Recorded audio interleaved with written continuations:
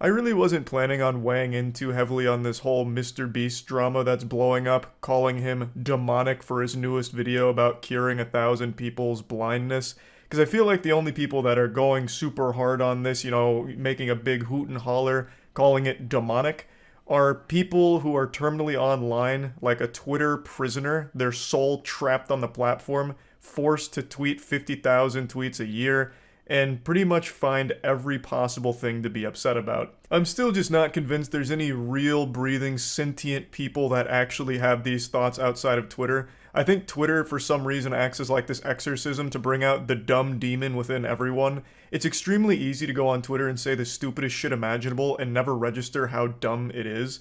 I don't know, that's just the Twitter brain rot in a nutshell. It's very easy to do things on there and feel like you're being productive, like you made a mean tweet or you complained about something, thus you're improving the world. Anyway, I'm already getting lost in the sauce here. I'll break down the situation. MrBeast made a video a couple days ago where he paid for people's life-changing surgery for restoring eyesight, giving them eyesight for the first time. It was a very big video. Performed extremely well, tons of views, but it also spawned tons of controversy, which isn't surprising at all. I'm sure everyone saw that coming. This wasn't a shocking revelation. It was about as surprising as learning that poop smells bad, because everything is controversial to someone, no matter what. And I know this has been said a million times now, but it is the truth. If MrBeast made a video talking about how he found the cure for cancer and is giving it away to, like, for free for everyone, forever, there would still be a large group of people online that would be comparing him to the Antichrist and saying he's only doing it as a selfish means and it's exploitative. Like, we've reached this point where everyone has to be mad about something, no matter how positive it is. It's pretty much a giant fucking parody of civilization at this point when it comes to how Twitter responds to shit.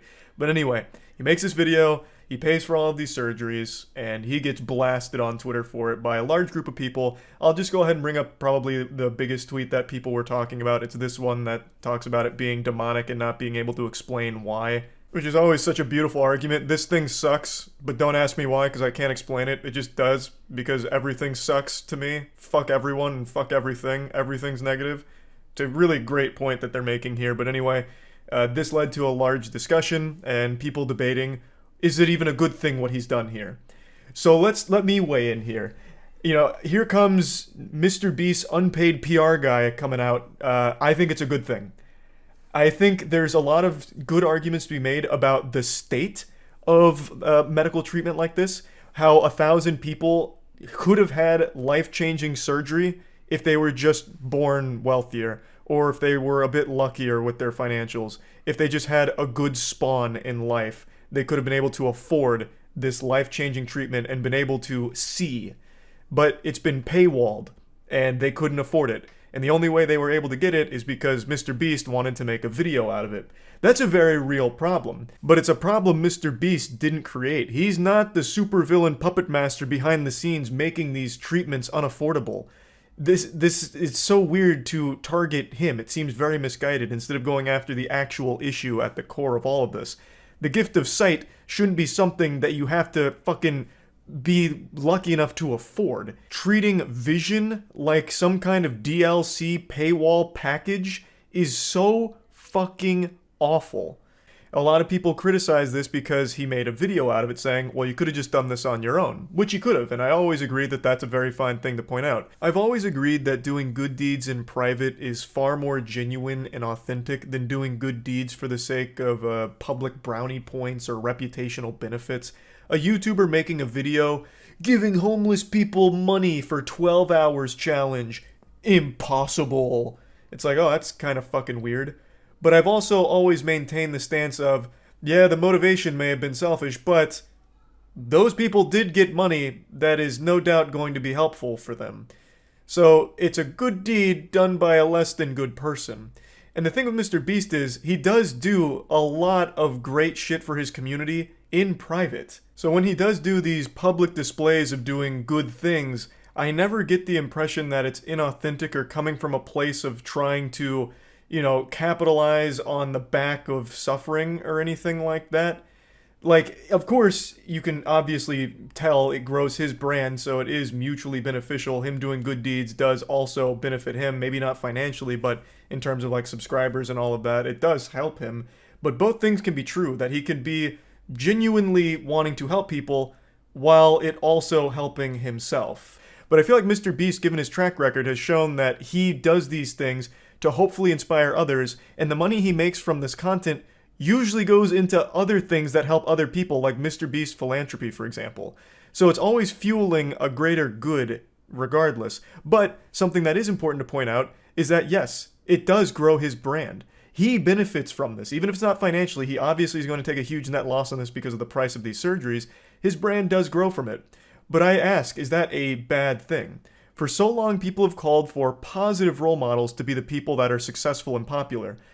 And now you have someone like MrBeast, who is the biggest YouTuber, and almost all of his content is focused on improving other people's lives, whether it's directly through financial incentives, through MrBeast philanthropy, food kitchens, paying for 1,000 people's eyesight. Isn't that the exact kind of content you would want to be successful? Let's hop into the septic tank and play around in the shit takes for a moment.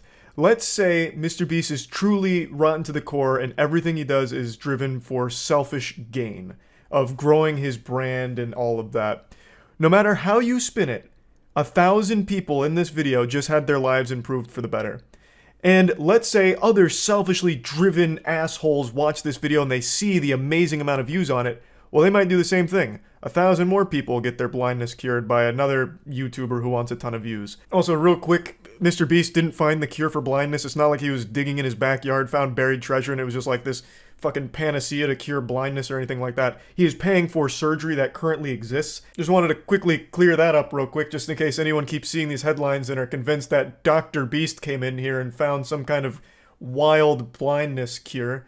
But anyway, it doesn't even matter what the motivation behind the videos or the act is, because no matter how you spin it, there's the immutable fact that 1,000 people just had their lives improved for the better.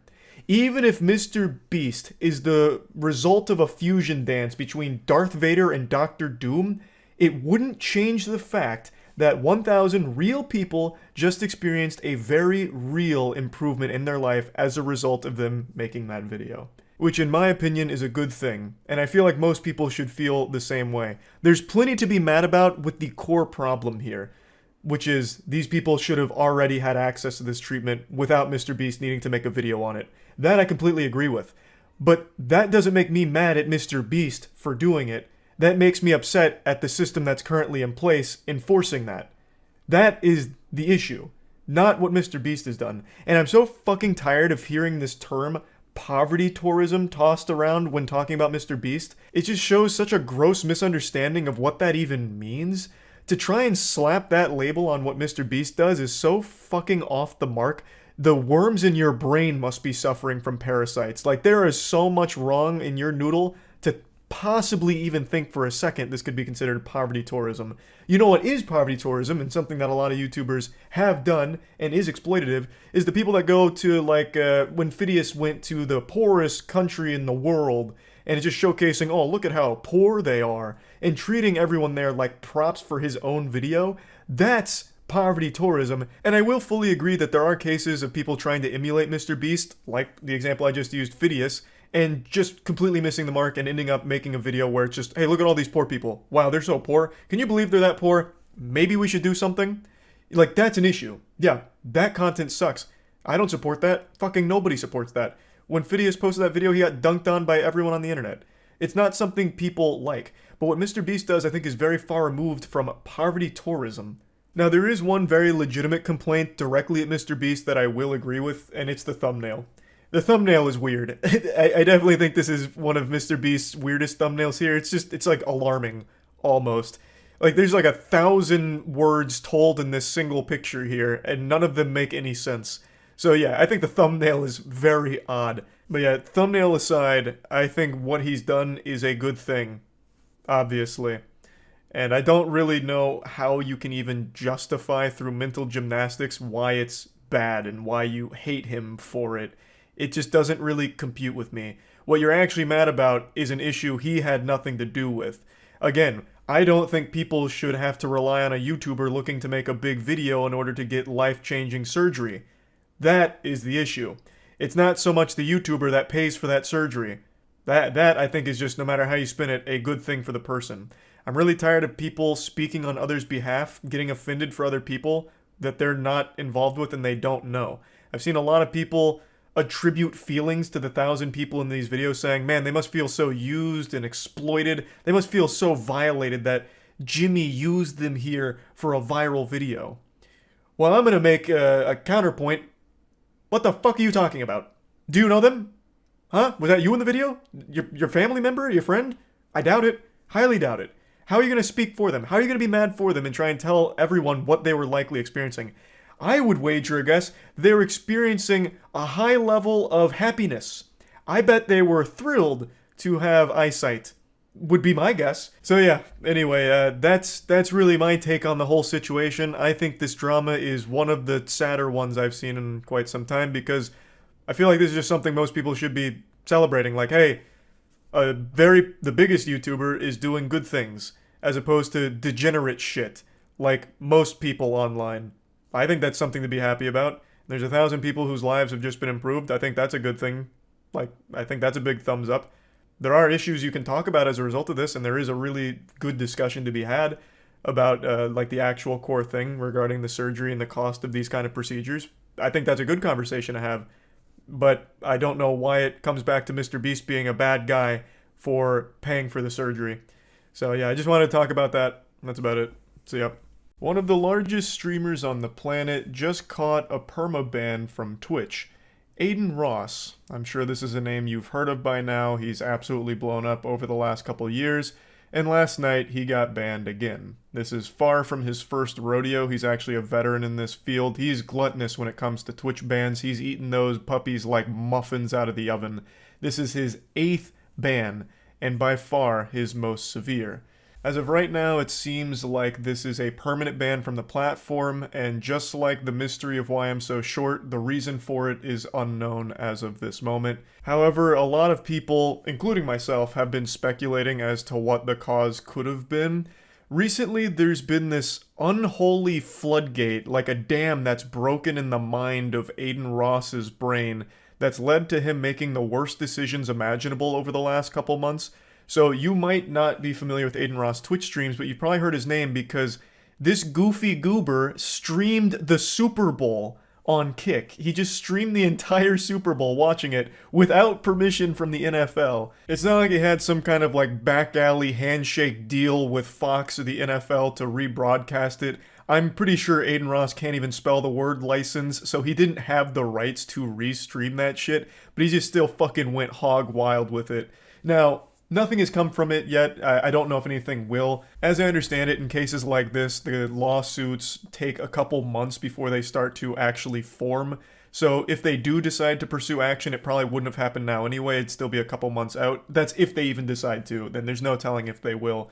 But clearly it's a huge no-no to freely rebroadcast without the rights the biggest American broadcast. You can't do that. It's illegal. Now, let's say you haven't heard of that fumble that Adin Ross recently did with the Super Bowl thing. Maybe you've heard of him over the last week or so because he also just freely streamed porn on Kick. While streaming, Adin Ross decided to go to Pornhub, I guess to make a point about how you can do anything on the site, and he just he showed porn to his audience, and keep in mind, a lot of his audience is very young. They're minors. They're actual children.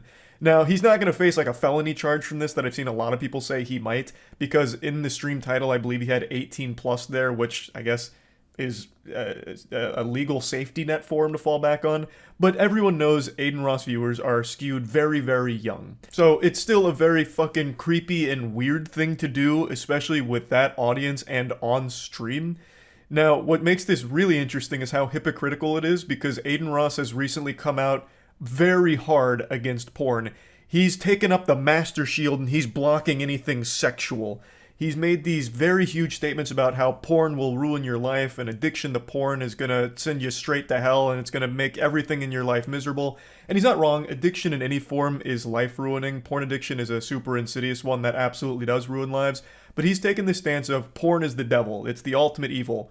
And then he turns around and watches porn on stream. He just hasn't been making smart choices. It's just been one bad decision after another from him recently. And also, it didn't help that a few clips from his previous streams started going viral on Twitter, and people were calling him racist for those clips. Now, I haven't seen all of them, I've only watched one of them, and to me, it seemed more like a shitty joke that was poorly done, as opposed to evidence of him being a legitimate racist. But I haven't seen all of them, so I don't really know for sure or anything like that. But the only reason I'm even mentioning those clips is because this is another thing people are pointing to as a potential reason for his Twitch ban. But anyway, after his ban on Twitch, he did go live on Kick like an hour or so later in order to talk about the whole situation. And my god, that devolved into complete unhinged lunacy. Holy shit. That went wacko mode off rip. It was brutal.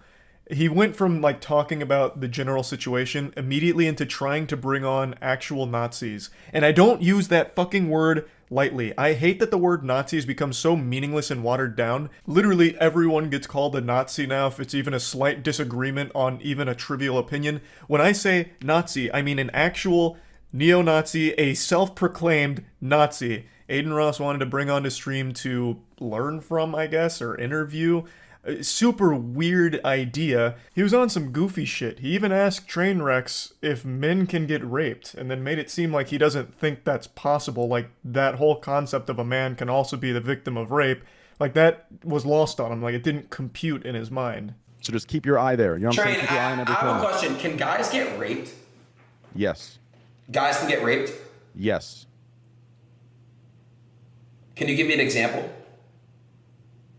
It works the exact same way. It just, right? Like, we can talk about it later, and you can ask me and we can clarify things. But yes, men can get raped too, yes. Okay. Thanks, Train. All right, bro. Thanks, Train. It's baffling that that even needed an explanation for him. And the fact that he even got combative about it, like, give me an example, is super concerning. You can hear Train is also surprised and stunned, like, what? Like, you can't be serious. But this is, again, just only another small piece of how off the rails this stream went. So it devolved into absolute wild madness, much to the chagrin of Trainwrecks being one of the owners of Kick. Train was literally in a call with him trying to, like, talk him down from these terrible ideas and literally advising him not to do half the shit that he wanted to because of how bad it made the entire site look and what that opened the site up to and the reputational risk associated with all of it. So it was just a complete disaster from top to bottom, but he did say something that shed light on his ban. Did they tell you why you got banned, or like not them specifically, but like in the email? Yo, Blood, thanks for the host, bro. Okay, so yes. I got banned for basically... I actually, I don't know if I should say that publicly. My legal team is advising me not to. But and don't say it, yeah. But Train, what I will say is this though. What I got banned for makes no sense because I haven't. It said all I can say is that it occurred on. It says it occurred on stream or on VOD. It wasn't occurred like somewhere else. It basically was occurred on my stream or on my VOD. So it makes no sense. Does that make sense? A little confusing here, but as I understand it, Twitch is claiming that something Adin Ross did happened on their service, whether on stream or on one of the Twitch VODs, and it seems Adin disagrees with that, thinking that whatever they're talking about happened elsewhere. I believe is the situation. It's a little hard to follow since he and his team aren't revealing what exactly the reason is, but it seems they were given a reason, which is more than a lot of people get. Usually with a Twitch ban, they don't ever tell you what the fuck you got banned for, you just have to guess yourself, which is always such a fucking headache. And I also think this highlights a problem with Twitch and the way they handle bans. I don't understand why they don't just publicize the reason themselves. That would make every situation significantly more transparent for everyone, the streamer, the community, literally everyone. Unless it's like an actual legal matter, I don't see why they don't just reveal the violation that the streamer made. But I'm getting a little sidetracked. Adin Ross did get banned on Twitch. They did give him a reason. They haven't revealed it. Him and his team have not revealed what it is yet. I don't know if they will or if they're planning to anytime soon, but they do have a reason, and it seems Adin thinks it's nonsense, and it seems like whatever they're pointing out as the cause, they're arguing happened on their platform, while Adin seems to disagree with that. But yeah, that's where this whole situation's at. This happened while I was streaming last night, so I saw most of it unfold in real time. I'll go ahead and play you some clips where I started making other speculative guesses, some potential game theories on what Twitch may have slapped him for. I don't think any of them are good reasons. If any of these are accurate, I don't think they are, but I'll still show you these anyway, just in case one of these does turn out to be one of the actual reasons. I'll look like a fucking genius for getting it right, I suppose. Though again, I don't necessarily think any of these are good reasons. This must have actually just happened, like, during this stream right now. Because there is nothing on Twitter about it. Here, let's check LSF. Usually they're hot on the case of everything. Nothing on LSF. Oh, no, wait, here. It's in the Rising from 10 minutes ago. Yep, Adin Ross just got banned. Did he do anything recently on Twitch? I know he showed the porn on Kick and all that, but did he do anything on Twitch? Oh, true, he did make that statement about moving the Kick. I don't know if that's a violation of Twitch's terms or something. They didn't ban Ninja when he moved to Mixer. He went live on Twitch saying he's live on Kick. Is he live right now on Kick talking about it? Well, immediately got porn. I just wanted to see if he was live, and it's just immediately porn. But yeah, I don't know if that's true with what Chatter said there. If you go to the streamer bans, it says the ban was 12 minutes ago. Yeah, this is fresh. This is right off the press. This shit still got steam coming out of it. Well, it looks like he's gonna have to really jump in with both feet on Kick now since he's no longer got Twitch. Hope you already signed that contract, because if not, oh boy. I hope for Adin's sake he already signed that Kick deal, because otherwise Kick is going to negotiate the fuck out of him to bring it way down. They made him a seriously high offer. It wasn't 150 mil, but they gave him a bag. Like, offered him a bag to move to Kick, but that was under the assumption that he'd have Twitch. Like, they had to get him off of Twitch, because he's already got a huge audience on Twitch. But if that's gone, they no longer need that bag because he has really not many other options. YouTube's not going to pay him to go to YouTube, I doubt. So Kick is going to really negotiate hardball on him, I think. So hopefully he already signed that contract. Otherwise, he just missed out on a lot. God damn. They must have accidentally CC'd Twitch reps on those contract negotiation emails and they wanted to fuck him up. He can still go to Facebook Gaming. True. There's always Facebook Gaming, I guess. No, I don't think they banned him because of his whole Kick stuff. Because, I mean, Train literally owns Kick, or at least a part of Kick, and he still actively streams on Twitch. He's not banned. So I don't think that was their reasoning for it. Something must have happened, or, maybe they actually did take the off-platform porn broadcast into consideration. I really couldn't tell you. Why was his Kick stream bannable on Twitch? I don't know if it was or not. I'm only speculating on potential reasoning, because I don't think he was live over the last couple days. I'm just taking spitballs, just like everyone else. Is the kill yourself thing bannable? Again, I don't know if Twitch actually enforces the off-platform behavior rules. I think that was just meant as like a scare tactic, like a little boogeyman thing to keep in mind. The whole kill yourself thing was the message he sent to Jake, who reported on him streaming porn on Kick. He sent him a message saying, keep yourself safe, KYS, and then like a little smiley face at the end. I don't think that would have been why Twitch banned him. I have no clue. Yeah, it's only been a couple days since I talked about the NPC TikTok live streaming trend, and it is completely out of control now. It's spreading faster than the bubonic plague, and it's significantly worse for your health. It is tragic that this is the state of entertainment now. I don't blame any of the streamers hopping on this trend because it's an infinite money cheat code right now. This is a non-stop avalanche that's only gathering more and more steam, but instead of it being an avalanche with snow, it's an avalanche with doubloons. This is legitimately free money because people, for some reason, are just throwing all of their allowance, all the schmeckles from their pockets at every single TikTok streamer that's doing this NPC trend. I'm confident all of you have heard and seen this trend by now, but just in case, I'll introduce you to the patient zero that started this NPC streaming outbreak. grab. Fire, fire, meow. Hee ha, yes. You got me feeling like a cowgirl. Let me write it, huh? Aw, thank you, Fruity. I love you. Balloon.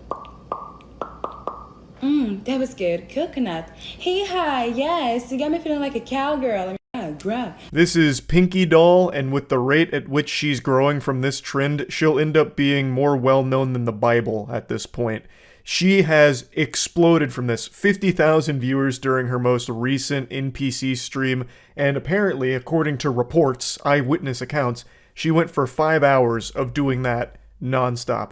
Can never fault the work ethic there. That is some fucking iron will. That is a certified top 10 anime never give up moment right there. 5 hours of just repeating the same emotes forever, literally just spamming taunts in a fighting game for 5 hours like this.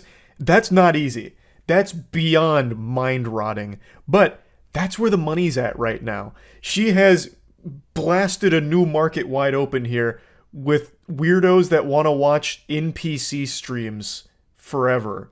So it's really smart from her to capitalize off this, especially considering I imagine it won't last for too much longer. This is absolutely one of those lightning in a bottle situations. I would be shocked. And I've been wrong before. It's rare, but I have been wrong, like the time I thought I got bit by a bat watching Jurassic World in theaters, and it turned out I had just fallen asleep and had a nightmare. Point is, I have been wrong. And I don't think I'm wrong here. I believe this trend will probably fizzle out and die like a sad little wet fart within about another week or two. Two at most. I just really don't envision a world where kids will continue to keep coming back to these because it's the same thing every single time. Though, I'm going to go ahead and argue with myself here.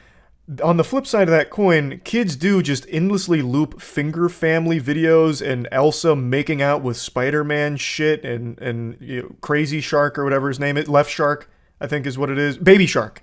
Christ. Like, they do subject themselves to the exact same things on repeat forever, so maybe this will have legs for quite some time. I'm not really sure, but regardless, it's smart from Pinky Doll to keep striking while the iron is hot, because she is making a fat stack of cash from all of this here. And again, she's not alone. This has become the biggest trend right now. Either people hopping on ironically and then still doing it for like hours and then doing it multiple streams, or just people fully shamelessly copying and doing exactly what she does. If you go on TikTok and just scroll through live streams, pretty much all of them are this. There's been a bunch of videos posted of it, so I'll just show you clips from a couple of them that keep floating around of people that just scroll through TikTok lives, and it's literally every single one of them doing NPC streams. Guys, thank you all for the likes. I appreciate it. The roses. Roses. Roses. Roses. The clip goes on for a lot longer, but I want to quickly interrupt before getting back to it. That roses to roses true combo there was actually fucking wild. That wasn't planned or anything from the person who posted this, I don't think, because they were just scrolling, I believe. So that just happened naturally. Like, that's how formulaic the NPC streams are. They're pretty much the same thing, just repeated forever. And they all generate a lot of attention from the audience, like thousands upon thousands of viewers for pretty much every creator that's hopping on board, as well as a ton of money, because again, the trend is NPCs acting out their emojis that people are donating. So they're getting donated roses, so it's smelling the roses. Roses. Roses. Roses. Oh, roses. Roses. Roses. Like across the board forever. It's always the exact same shit for everyone doing it, and it's highly successful for them. And the audiences, for some reason, find it very entertaining and satisfying, which is concerning. It's the perfect illustration of just how bad for the human attention span TikTok is. Like, this is some fucking embarrassing shit for the future generations here. Because this content, the NPC streams, is basically just resetting the human brain to default factory settings. It's making you devolve to baby brain. Watching this is like watching parents play peekaboo with their baby. Peekaboo? Peekaboo? And then the audience is like, every time. Every single time, even though it doesn't change. It's fucking wild. Hello, I'm AI. Rebooting. System rebooting. Thank you for your GG. Thank you for the share. Live. Queen Slang. Hi, Zaza. A couple of those were scrolled to a little too quickly to really recognize that they were NPC streams, but they were. Like, if you slow it down, Like one of them that went by really quick, they did have the hair iron out with the kernel in it, popping individual popcorn, just like Pinky Doll does in the NPC streams. Everyone on TikTok is trying to get in on this infinite money glitch. And the content itself is legitimately just perpetual stimulation, jingling keys, making as much noise as possible, as often as possible. And it's working. You can see how effective it is, which is so fucking sad. Again, not for the people doing it here, because it's a free bag, and basically they just have to be the little clown honking their nose in order to make the children laugh by saying the same shit every single time for emojis that come through in the donations. I don't really get it. I'm not a fucking psychologist here, but if I was to spitball a guess, maybe this is like an audience of people that didn't get a lot of attention growing up, like their parents didn't play peekaboo with them, or Here Comes the Airplane with their vegetables, and seeing someone do something similar is kind of filling that missing piece in their soul, and that's why they keep coming back every single NPC stream and watching and donating to all of them. That would be my guess, but again, I can't really sit here and psychoanalyze every single spectator of this new sport and try and understand the inner machinations of their complex noodles out there. It's a little beyond my pay grade. I don't fully understand it, but I respect the people that are on the grind making a ton of money off of a wacky trend like this. I've also heard a lot of other people refer to this as an NPC fetish, which again could be true, maybe, I suppose. That there's maybe some merit to that claim, but I'm also not a fetish scientist, so I'm pretty in the dark on that one too. But regardless, one thing that's inarguable, it's extremely successful, and it's not showing any signs of slowing down. In fact, it's only growing in popularity. But again, I do think that its days are numbered. I don't think it's going to last that much longer, so anyone that's on the NPC trend, you gotta stick this shit out for as long as possible. Fucking grip it as hard as you can in order to just continue to squeeze it for a little extra juice. Also, I mentioned that it's not easy to do this because it's not. Like, it's super simple, but it's not easy. It's many hours of just repeating yourself forever. But what I am surprised I haven't seen more of, and maybe it's just because I don't watch the NPC streams, I only see what gets posted online for the frequency of it. What I'm surprised that more people aren't doing is just recording maybe like 15 minutes of you going through all of these emotes like, thank you, fire, gang gang, gang gang, gang gang, all of that. Do that for maybe 10 minutes, and then just loop the video on a TikTok live stream. TikTok live streams are filled with fucking scams already. It's a fucking cesspool of scams. And one of the scams that people do is fake live streams where they just loop a video like that. I'm surprised people haven't been doing that for this trend, especially considering how easy it would be to do that. Like, I don't think anyone's going to be sitting there and recognizing like, oh, they didn't react to the roses. Oh my god, they didn't react to the dumbbell. Wait a minute, this is fake. And even if they did, what are they going to do about it? TikTok doesn't shut that shit down. They haven't shut down any of the scam streams, so I'm just surprised that that hasn't become more prevalent with this trend, but maybe it's just because I haven't been paying that much attention to the actual streams. Maybe this is super common and most people are faking it. That's very possible, I'm not sure. But yeah, I just wanted to talk about this a little bit because it is completely fucking out of control with how big this has become. That's about it. So yeah. There's some memories that last a lifetime. Your first kiss, your first time driving, first time flying, first time getting an A on a test or hearing your parents say they're proud of you, and the first time you experienced the heartbreak of when your favorite video game gets unjustly shut down. If you close your eyes and listen closely, you can hear spirits breaking from tens of thousands of Echo VR players from across the world. Unfortunately, it was revealed a couple days ago that the most popular VR esport, Echo VR, is being shut down by Meta's new CTO, Andrew Bosworth, aka Boz. Big Boz recently took over and is making some pretty big changes and has cemented himself as the supervillain in the VR space. He, for some reason, decided to pull the plug on Echo VR, which is not a dead game by any means. It's a community of tens of thousands of players that still have a massively thriving esports scene. But unfortunately, just like Judge Dredd, Andrew Bosworth was blessed with the ability to axe anything. He's judge, jury, and executioner.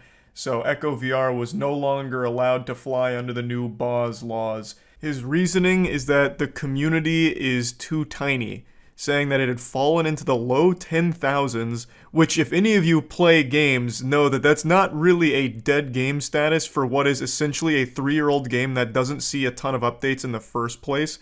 Like, that's pretty fucking good. But Not to Bosworth. He only deals in the millions and billions. He doesn't get out of bed unless there's a threesome waiting for him when he stands up, you know? Like, this is the kind of guy that only deals with the biggest numbers, I guess. So he said, unfortunately, since these pests are just so tiny and insignificant, I have to crush them. Keeping things alive takes work, Bosworth said. This is not like a return on investment money standpoint, it's just those resources could be put to other uses that I think will be useful to the now tens of millions of people who are in VR. He also says that Meta has some regulatory constraints that make it more expensive to maintain the game. So this is a bunch of baloney. This is horseradish. There's a bunch of fish paste here. That is a sizable community. That is a pretty strong user base for a game that's 3 years old and does not get active updates. You don't have a team that's on this that's dedicated to working on it around the clock. I just don't believe that's the case. I really don't. I don't think there's a ton of resources that are spent on the game as is, and I don't think taking those resources is going to somehow curb Meta's hundreds of billions of dollars that they're losing already. I'll never understand decisions like this from companies that could clearly afford to just keep this running and maintain the goodwill of tens of thousands of players. Because you cut these people off, they're not coming back. Where are they going to go? They're going to go to Horizon? No one goes to Horizon. That place is more empty than a dilapidated fucking insane asylum from the 1930s. No one goes to Horizon. The only people on Horizon are people that are trying to exchange drugs for Bitcoin. Or just like really shady fucking weirdos RPing.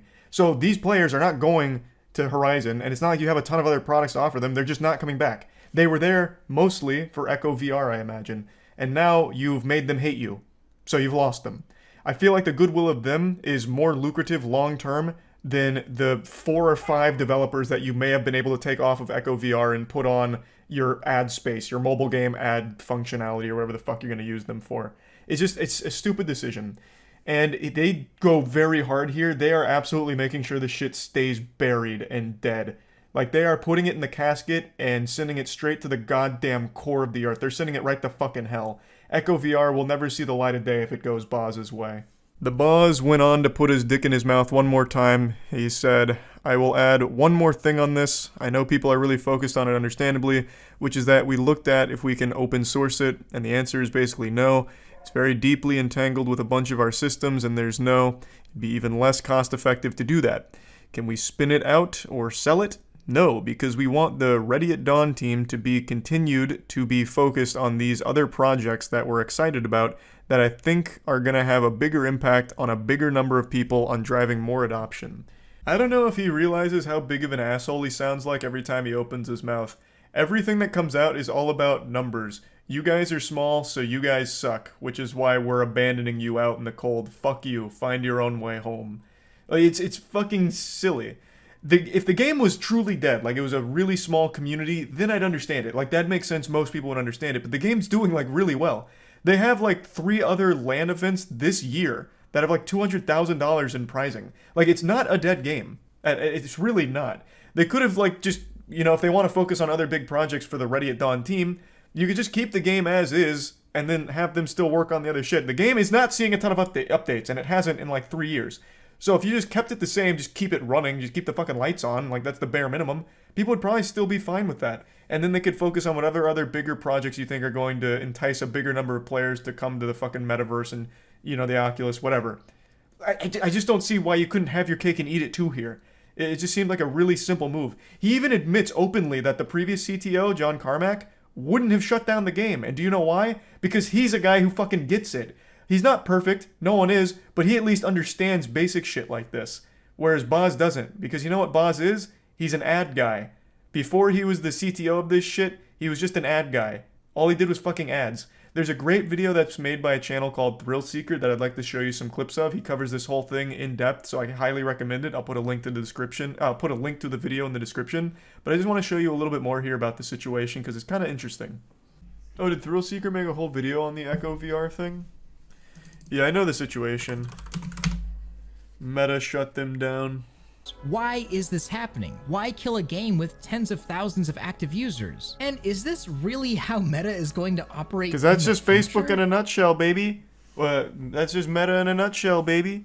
Fuck everyone, fuck everything. We're just gonna lose money and you can't stop us.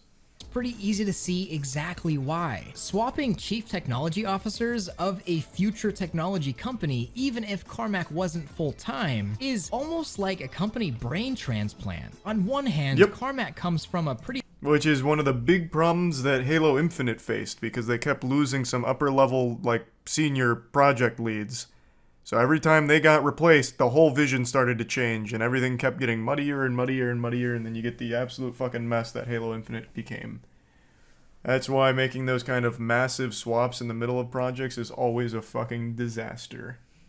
Bosworth, on the other hand, is cut from totally different cloth. He's been at Facebook since 2006, and he made nice. his claim to fame within the company, making Facebook money as the vice president of ads. That's right.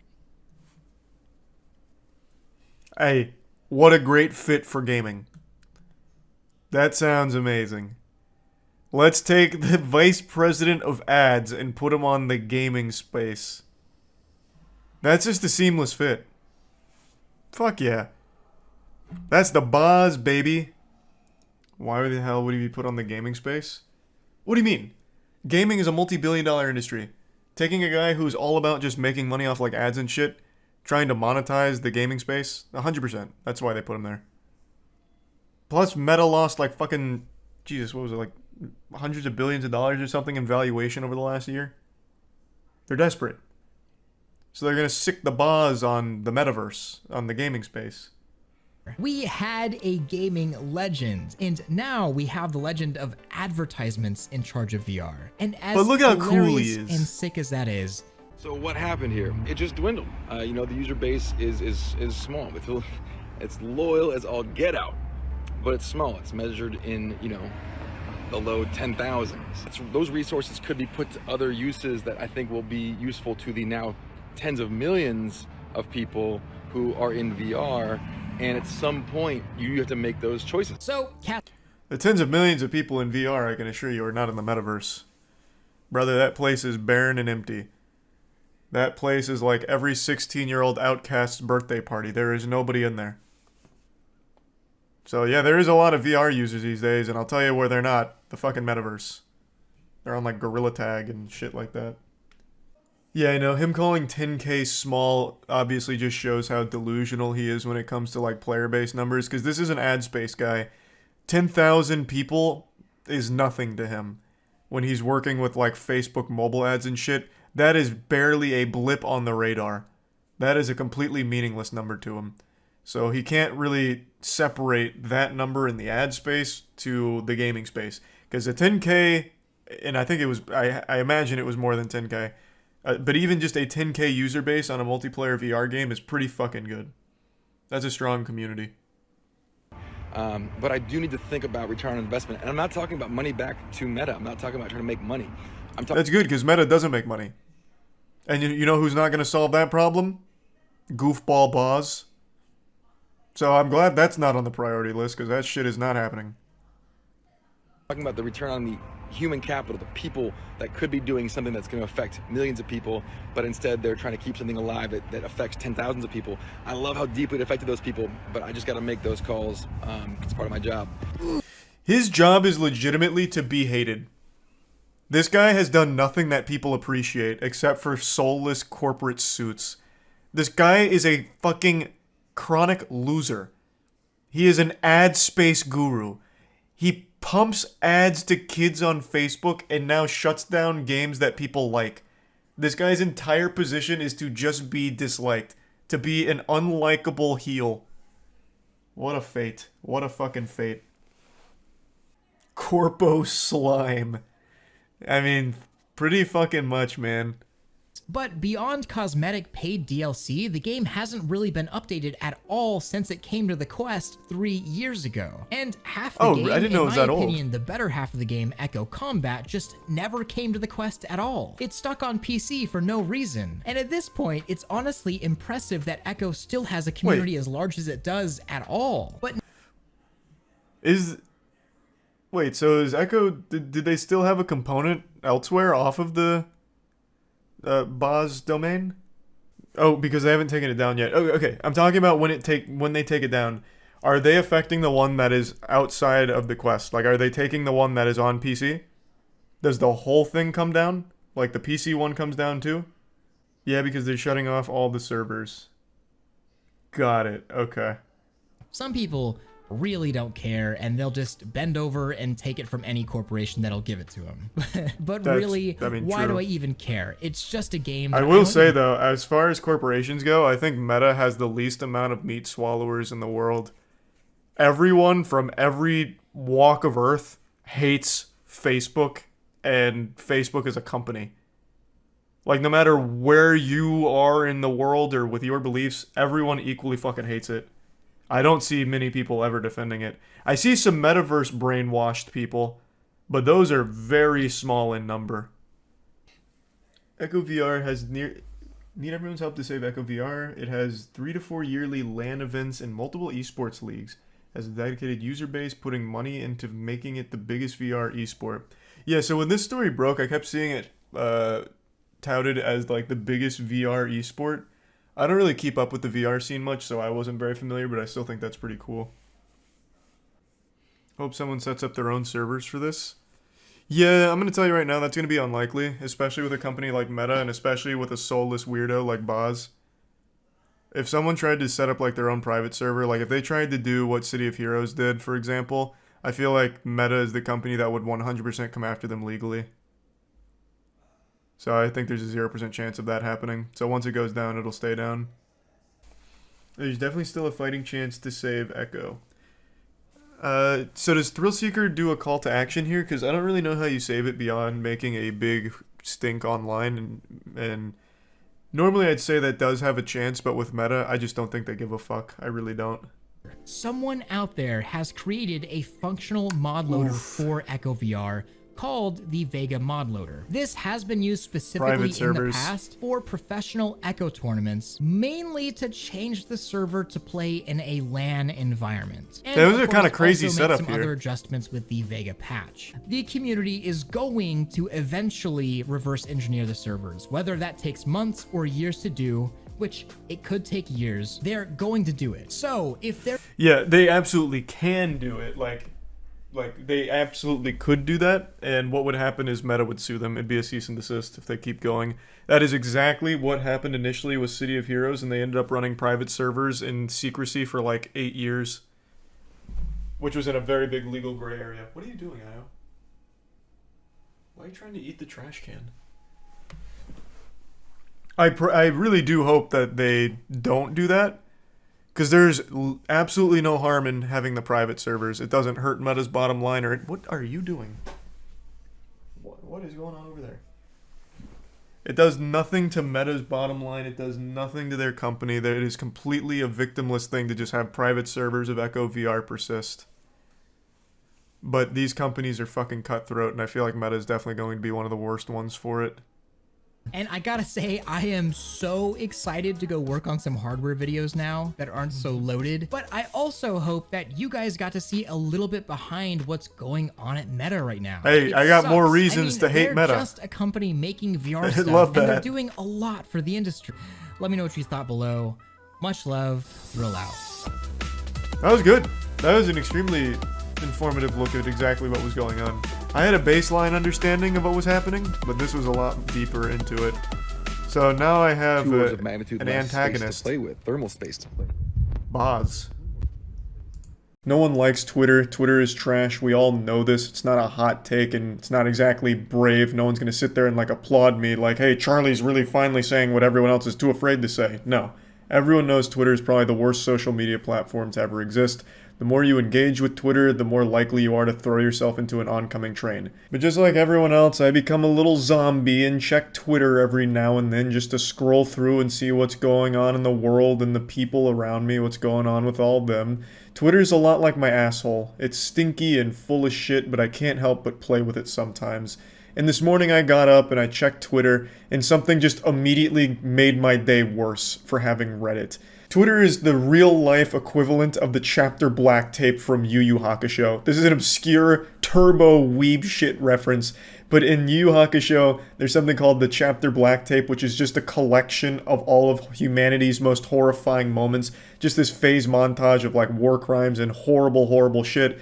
And when someone watches that tape, they begin to hate humanity and are convinced that they're not worth saving, that humanity doesn't deserve to survive. That's what Twitter is. But instead of like showing you horrifying crimes, it shows you horrifying takes and convinces you that the world is too stupid and humanity's not worth saving because we're too fucking dumb. This is the tweet that really greased my ass first thing this morning that I want to talk about. Hot take, but I feel once you've reached this level of wealth, maybe you should be using said wealth to benefit the impoverished and not use it to recreate a show that is a direct critique of the exact thing being done here, but hey, that's just me. This is in reference to MrBeast and his upcoming Squid Game video. This is not a hot take, this is a dumb take. This is what scientists call posting cringe on main. This is a stupid fucking statement. Squid Game, the actual show, costs $21.4 million to make. That money could have been used to help the impoverished in the community, but it wasn't. It was used for entertainment. Interesting. It decides to critique society while also participating in it. Very curious. It's critiquing something that it is directly benefiting from. Interesting. Why didn't they point that out in this tweet? The $21 million for Squid Game, the show, is a lot more than the $2 million MrBeast is spending. Why didn't they mention that? It's weird that they focused on MrBeast, who is well known for helping a lot of people through his videos and the money those videos make. What's interesting is, the Squid Game money and all that's generated for Netflix will never go to helping people, but MrBeast making this Squid Game video and the money that will make will directly go to food banks that MrBeast owns and helps people with. So they chose someone who is literally going to be helping people with the money the Squid Game makes, instead of the Squid Game itself, which was 10 times what MrBeast spent and will never help anyone in the community. And I'm not saying the Squid Game team has that obligation and they have to use the money in that way. I'm not here to control how they spend their money, but Twitter certainly is. This user seems to think it's MrBeast's responsibility to use his wealth in the Squid Game cost to help the community around him, but why isn't that responsibility also shared by the much more expensive actual Squid Game? It's also just a dumb nothing burger of a statement that can be used for literally anything ever. It boils down to MrBeast spent a lot of money on this video, which could have been used as a donation. You can say that for movies. Why do we even have movies when the money spent making those movies could have been used for a donation instead? Why do we have music when the millions spent producing those albums could have been used as a donation instead? The user that posted this might be married. Why did you spend $10,000 on a wedding ring when that could have been used as a donation instead? You don't need a $10,000 rock to prove you love someone. Why not just donate that money? It's just something that is silly and can be said for everything. Targeted at one of the only wealthy people in general who are constantly helping the community and people around him. I made a video recently talking about MrBeast. I'm not his fucking PR manager, but he's one of the only genuine wealthy people that are constantly doing everything they can to help other people. You only have to scroll 3 tweets on his Twitter to see this massive food drive he just did to help the impoverished and people around him. But I'm going to go ahead and again focus on the stuff he does off camera real quick, because a lot of people critique MrBeast saying he's only doing this for attention and views. They can't wrap their head around the idea that maybe he actually just likes to help people, so they just try and attack this made up idea of who he is. He's only doing it for views and attention. I'm again going to focus on his off camera stuff. I got to see that massive food warehouse, and that food warehouse also has a massive refrigeration unit that allows them to do more than just non-perishable canned goods. It allows them to do vegetables and cold products as well, and it's an extremely rare thing to have because it costs so much. But MrBeast went the extra mile with his food bank because he wanted it to be able to serve his community in the best possible way. And this is like a full-time job that he has, running that food bank. He also has that MrBeast's philanthropy channel. I sound like a fucking advertisement for this guy, but I really suck his dick hard because he is exactly the kind of wealthy person people have been begging for, and he's still getting shit for it. That MrBeast philanthropy channel, 100% of the revenue that makes and the brand deals all go into that food bank, which is serving his community. He is doing like millions of pounds worth of food to his community every month, and he is running this every single day, and he is still getting steamrolled by 12-year-olds on Twitter as if he's not doing enough. All of this being done off camera, and no matter what, it's a lose-lose situation on Twitter. If MrBeast shows these things, then people attack him for being a fake, he's a fraud, he's only doing it for attention and views, and if he doesn't show these things, well then they don't exist and everyone's lying, he's making it up. No matter what you do on Twitter, it is a lose-lose situation where no one will be pleased. Twitter's a platform that is only there to be negative, bully, and shit on things no matter what, because that's the most engagement. That huge fucking dopamine hit of the extra 5 hearts on your shit just makes that cock rock hard, baby. That's what makes me so mad on Twitter, is that no matter what you do, it's never enough, because Twitter's a platform that is just made to reward shitty takes and dunking on people, even when it's just completely wrong and misguided. People are just there on Twitter to bully each other, and they try and out-perfect each other. So they use this idea of perfection, like in this take. If I had this millions of dollars, I would obviously be donating it to the impoverished, but I don't, so I'm not responsible to help anyone. It's MrBeast's problem, time to dunk on him. Now let me spread these cheeks a little bit further and dive in. The user who posted this awful take has 16,000 tweets on their account. That's a lot.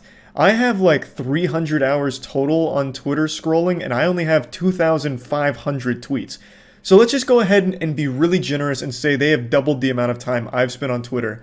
So they have 600 hours worth of Twitter scrolling. There's so much more you can do to help the community than just donate money. You could have spent that 600 hours volunteering at a shelter, helping out at your local food bank. You know, you could have donated your time to helping your community, but you didn't. You chose to whine and complain on Twitter for 600 hours. Why is it only MrBeast's responsibility to help the community? Don't you also have that obligation? You're choosing not to, and I'm very disappointed.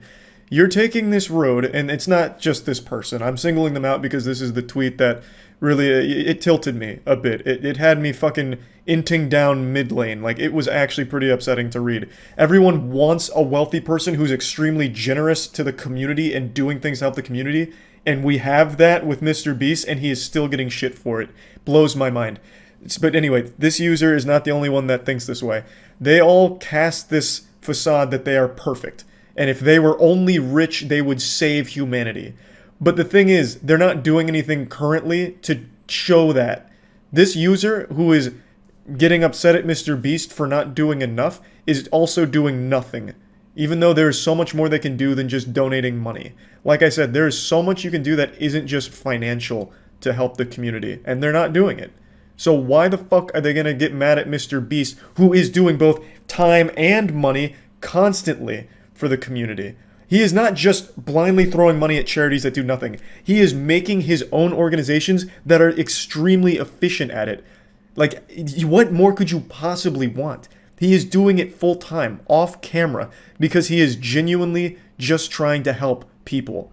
And he is still getting blasted on Twitter because he spent a lot of money on a Squid Game video, where the money from that Squid Game video will most likely directly go into his philanthropy, which will in turn help a lot of people, and still getting shit for it. Twitter is a platform that just keeps you stupid and makes you dumber every time you log on to it.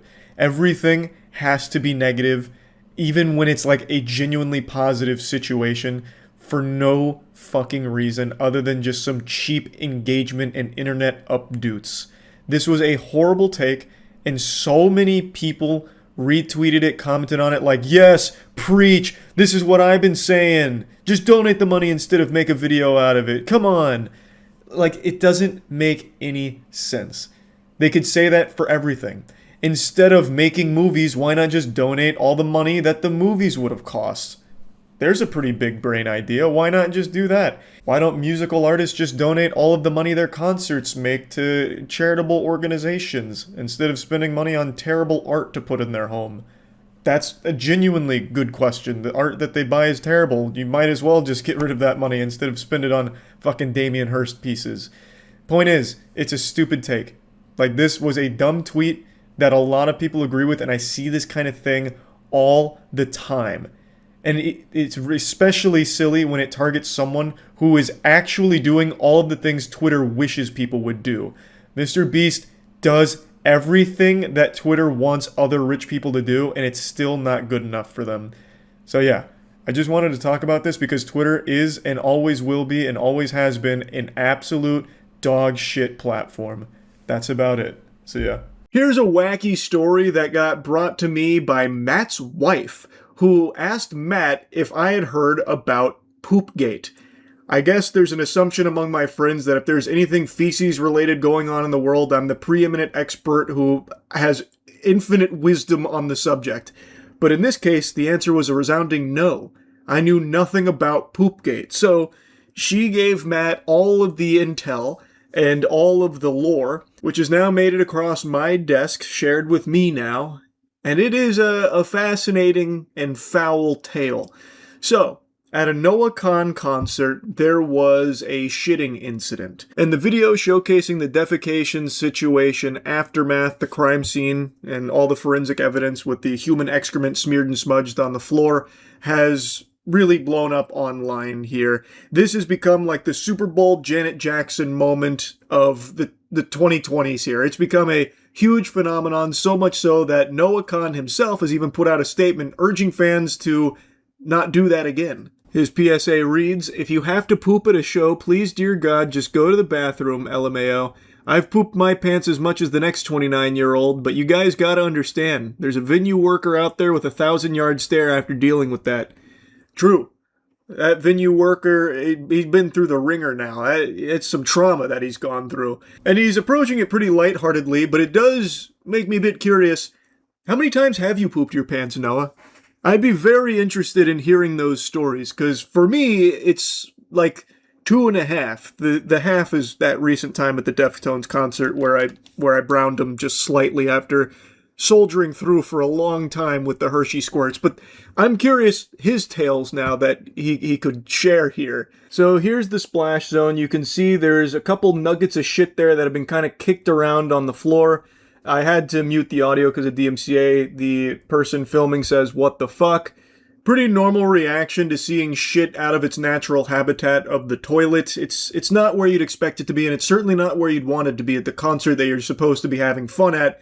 Now you're surrounded by this Methodist, the fumes here, the stink of this poop that some scoundrel just unleashed here. And then they tried to bury it like a dog, it seems, because you can see it's kicked around. And you can also notice the real shitters out there will immediately recognize that that's solid. Those are logs there. It's not like diarrhea, which indicates that the individual didn't have some kind of emergency. This isn't like a gambled on a fart scenario and you shart yourself or anything and it's all like liquidy and diarrhea-y. This is clearly someone that just didn't feel like going to the bathroom. I guess they didn't want to miss any songs. And they're like, yeah, you know what? I do have to poop. Might as well just let it rip. I can't miss any of this. Which, if I was in Noah Khan's shoes, I would take as the ultimate form of flattery. That someone loved my music so much that they're just going to shit their pants there in order to not miss a second of the action that I'm delivering. That's very cool, but, I mean, really bad for all of the other people that paid money to be there and now are forced to be in this contaminated zone. But, yeah, so to me, that doesn't seem like this was some kind of emergency that snuck up on them and they accidentally, squeeged out a poo-poo or anything. This was very clearly some dastardly duty. Like, they just decided to shit their pants. Like, they made the conscious choice to do that instead of just going to the bathroom instead. And as I said, this has become a very big story, so there are people that were around it that are now sharing their horror stories about what happened as well as explaining the situation. There's one individual on TikTok whose video has also kind of caught fire because, according to them, they were right behind the person that did that. A little dark, I understand. I apologize. This is my first ever time filming a TikTok, so take it easy on me. I wanted to give a story time of Noah Khan Philly Poopgate 2026. A performance that will live in infamy because of one single unholy event that unfolded there with that human excrement. So, there's no way to fully verify if she's being truthful here or just trying to capitalize off the virality of this story. This could very well be made up, but a lot of what she's saying does kind of get echoed from other people that are expressing similar experience with the supposed individual who did this. So I'm willing to just give the benefit of the doubt here. Also, this is their first TikTok. It would be a weird thing to just decide this is how I'm going to try and launch my social media career off the back of Poopgate. I'll try and gamify it through that. To me, this really does feel like someone who was there, witnessed this, couldn't believe it, saw that other people also are talking about it, so wants to give their account. I'm willing to be charitable here and take them at their word that they actually were behind the person that shat. Alright, I checked the comments and actually there is complete confirmation that what she's saying is true. She was directly behind the pooper. She was there ground zero of the Noah Khan Philly Poopgate incident of 2026. So this commenter said, OMG, I was in the row ahead of the pooper, and then provides a picture that she took, which the creator of this TikTok that's telling this story, Shannon, says, oh god, there I am in the overalls traumatized. And then when you click on the picture, yeah, that does appear to be the same woman who's telling the story now. So she's being truthful. This is someone who has a first-hand account of what happened at Poopgate. I was the person seated directly behind the pooper in question. This person had been standing, singing, we're two songs in, and then she then she sits. And I'm like, wow. The look on her face was just very, emotional.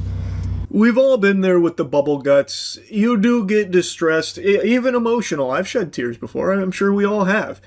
And what she's describing here sounds about par for the course there, but typically with bubble guts, it's diarrhea. Very rarely do you get, like, solid chunks like this woman blew out of her ass. So maybe it's not related. Maybe she was just genuinely emotional at the concert, and then that emotion manifested itself in feces.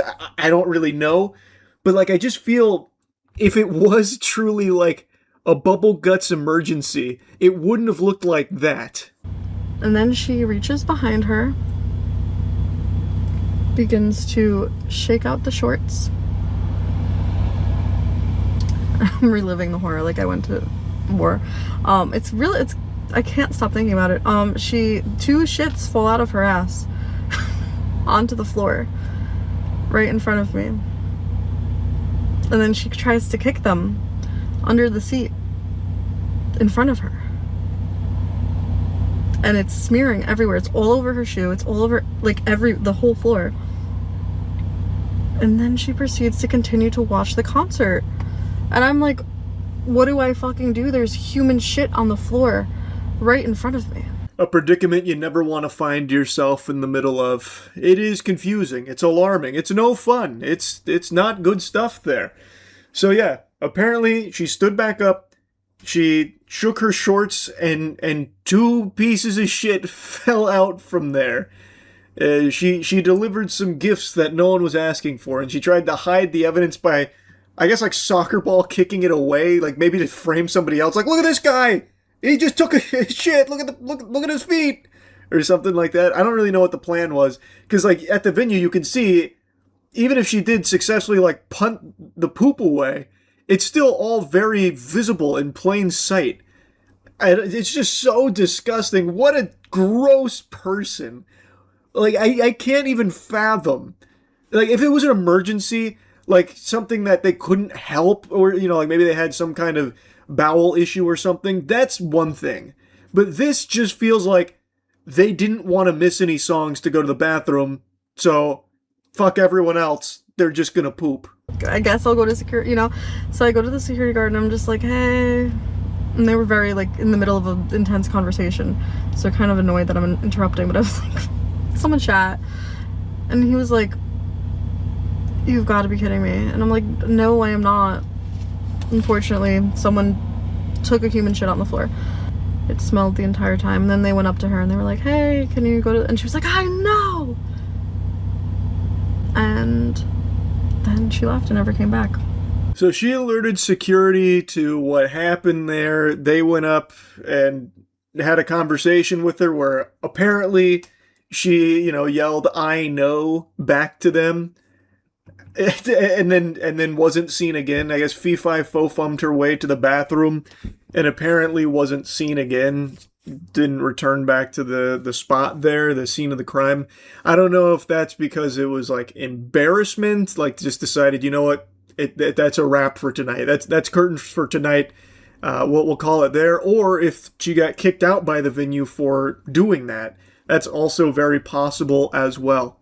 Do I think it was a medical emergency? I am not qualified to say, obviously, but like I don't feel it was, because she really kind of like, it looked like, you know, she shat on the chair, like she looked like she was, you know, pushing, straining, and then got up and, you know, knew it happened. And then instead of, at that point, you know, say you did shit yourself, right? At the point you feel it in the pants, maybe then go to the bathroom and like do that over the toilet. I still think from the jump you should have probably went to the bathroom, but you know. That's a good point. She didn't like shit herself while standing up or anything, like caught by surprise. Apparently, she did it while straining to do so on the chair. So like actively pushing it out of her bowels. Like that doesn't sound like an emergency in that case. And another good point is, if it was an accident, like a big emergency, a whoopsie-daisy, why would she shake it out there? Why wouldn't she try and, like, you know, do the waddle to the bathroom type of thing, keep it locked in the trouser sarcophagus, and then shake it out over the toilet? Which I imagine most people who shit their pants would have done. It does seem intentional to just not miss a song, which is crazy. That's nuts if that actually is the case. And it does seem to be what it is, based on the available evidence here. Again, it's not 100% confirmed or anything that that's what it was, but that's what it seems like. Either way, wild story here. Poopgate was fascinating to dive into here. Anyway, that's really about it. So, yeah. Twitch chat is a place where common sense and reasoning goes to die. At least for the most part. There is some unhinged chatters out there, and I swear to God, some of them aren't even like real people. They feel like figments of an imagination from your worst nightmare, or like lobotomy victims all spouting some nonsensical garbage that isn't even related to what's happening in the stream. But now I'd like to introduce you to the final boss of unhinged Twitch chatter. This guy. Danny sent me this today, and I haven't heard anyone talk about this, which is surprising, because this is one of those like weirder stories that I feel people would be talking about from Twitch. So this guy made a statement in an unnamed streamer's chat claiming that he was about to go kill some people in a mass shooting, and then he got arrested for it because the chatters warned the FBI, and they actually acted on it. So he said that mass murder was coming soon in the Twitch chat, and then they actually showed up and arrested this man, and he's now about to face some serious repercussions for this. This is also, surprisingly, like the first time I feel the FBI's ever acted on something like this. I can't remember which mass shooter it was, but one of the mass shooters had made a statement similar to this in a YouTube stream, and the FBI was tipped off about it. And they had already like identified that guy as a person of interest, and they still didn't act on it, and he actually did follow through and kill people. What mass shooter was that? Does anyone remember? Was it Nicholas Cruz? It might have been. But yeah, so I think this is a good thing. I am happy to hear that they took action about that. 100%. With everything that's been going on, this is a fat W. Huge L for this fucking loser, but like a big W for law enforcement. I'm glad they finally bothered to take any level of proactive action here, for sure. Now, when he was apprehended and questioned by authorities, he admitted that the account was his and that the comments were stupid, saying that he was in a dark place, kind of similar to like a YouTuber apology video, honestly.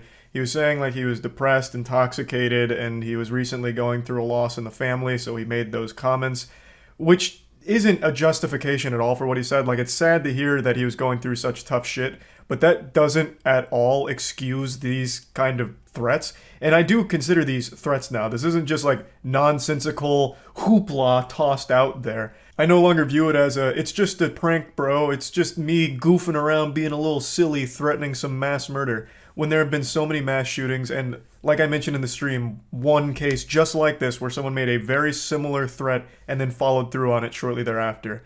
And you see so many times, like almost every time there's a mass shooter, the authorities come out and they're like, yeah, we actually knew that this guy was a threat. We also knew about the things he was saying online.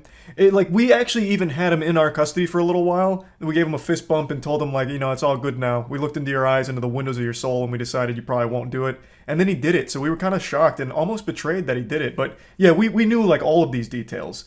And then you always like are left scratching your head like, well, why didn't you act on it? Like maybe get guns away from that person or something. So even if this guy wasn't a legitimate threat, he wasn't some Gotham villain about to poison the water supply or start spouting riddles off to Batman, it's still good, and I view it as a very positive thing that the authorities went to investigate, to confirm whether or not this individual had plans to harm himself or others. I'm glad it wasn't a threat that was taken lightly or falling on deaf ears, just because I don't think there's any reason to take that chance anymore when something just like this happened and did lead to a lot of innocent deaths.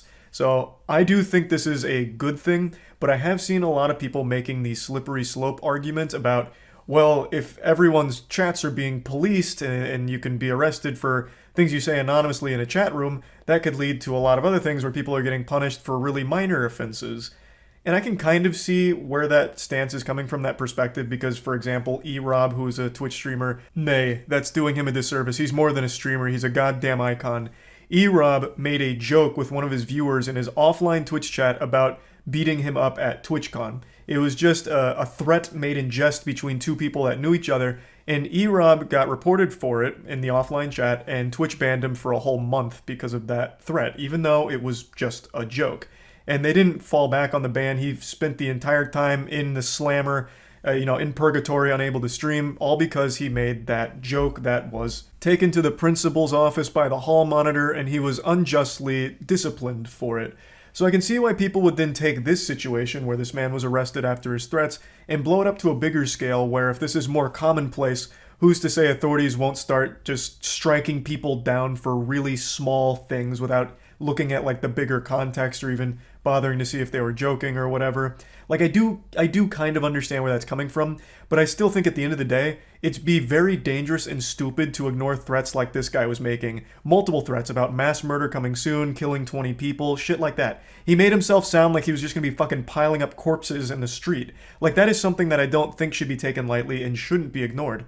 So I am happy they stepped in for that. So I do hope they continue to take threats like this seriously, because it could very well prevent a tragedy. This isn't the only time a mass shooter has advertised their upcoming crimes. And while this guy may not have had any plans to do it, some of the other ones have and have followed through on it, and authorities didn't act until it was too late. Now this does bring me to an extremely important point to mention with this whole subject, and that's the curious case of Josh Palault, whom I've made a video on and who's been on our podcast twice now, because his situation was so unique and fascinating and just at times downright diabolical. This shit grabs your nipples and fucking titty twisters them. His whole case, his situation and everything is unreal to believe that it actually happened. And it's very similar to what we're talking about right now. Josh, quite a long time ago while playing RuneScape and drinking, made a threat on the game about a school shooting. Don't go to school the next day, that kind of thing. And the Jagex, the company behind RuneScape, the developers, got tipped off to what Josh had said, and they forwarded that information to the authorities. So then the authorities scoot in sideways, kick down the door, throw the cuffs on him, and then absolutely steam his fucking ham. He received 6 years in prison. This was not a light sentence by any means. 6 full years, which he served the entire term of, because they determined that they had reason to believe he was like an actual possible threat. And I'm not going to get into like the actual nitty-gritty of the case, but with all of the information out there, it feels like it was an extreme case of corruption here that led to him receiving a 6-year punishment. He was a kid who was drinking and saying some stupid, edgy shit online, and it doesn't seem like there was any real evidence to suggest that he was going to go out and hurt people or do anything horrible, that he was just making those shitty, edgy threats. Now, I do think it was right that they stepped in to investigate, just to be sure and just to be safe, but then after they go through the whole song and dance of the investigation, they should have reached the conclusion that this is just an edgy troll. and yes, of course, get slapped with some kind of penalty or charge about making like ridiculous threats online. That's completely fine and understandable. But 6 years because they viewed him like a fucking terrorist made no sense. So I do think with a case like what we were talking about today initially, and comparing it to Josh Palalt's case, I do think that there is a level that needs to be had from the authorities where they take these threats seriously, but then they also have to be fair with the investigation, where if they determine it's just some edgy asshole with no real or imminent threat to the people around them, well then charge them for the threats, but don't go the extra mile with this vendetta, this grudge against them where you just want to see them behind bars forever. Now in the case that we're talking about today with the Twitch chatter who made these threats of mass murder, he's currently facing charges of written threats to kill or do bodily harm. Now, that seems to fit the crime. That seems like a punishment that fits the crime. That's exactly what he did. They determined he didn't have any firearms, and they seem confident that he was never actually going to carry out these things. Thus, he's just being charged with the threats of doing these things as opposed to like the potential act of doing them. So I think that overall this whole thing is a good thing from the authorities. It doesn't seem like they're making the same mistake they made with Josh Palalt here, where they try and throw the whole book at him, just get the whole kit and caboodle tossed his way. It seems like they know very much what's happening here. They took it seriously, and they're pursuing charges that I think are appropriate for what they've done. Now, I just wanted to talk about this situation because I thought this was a pretty important one. Again, if this was a very unwell individual who was going to carry out something terrible like this, then this would have absolutely just saved lives. And regardless, I think it is still a good precedent to set where you shouldn't be making these kind of stupid, reckless, dangerous threats online in the first place. Like, I do think this charge that he's facing for it is appropriate, and I just wanted to talk about that. That's about it. See ya. I've been debating talking about this topic for the last couple of days, but it's such an awful situation I really didn't want to. I was hoping that it would have settled down by now, but it's only been getting more popular. So I figured I might as well at least discuss it before it gets fully out of control. Right now, the worst content creators on YouTube are getting millions of views and making thousands of dollars by following one disgusting, shameful trend.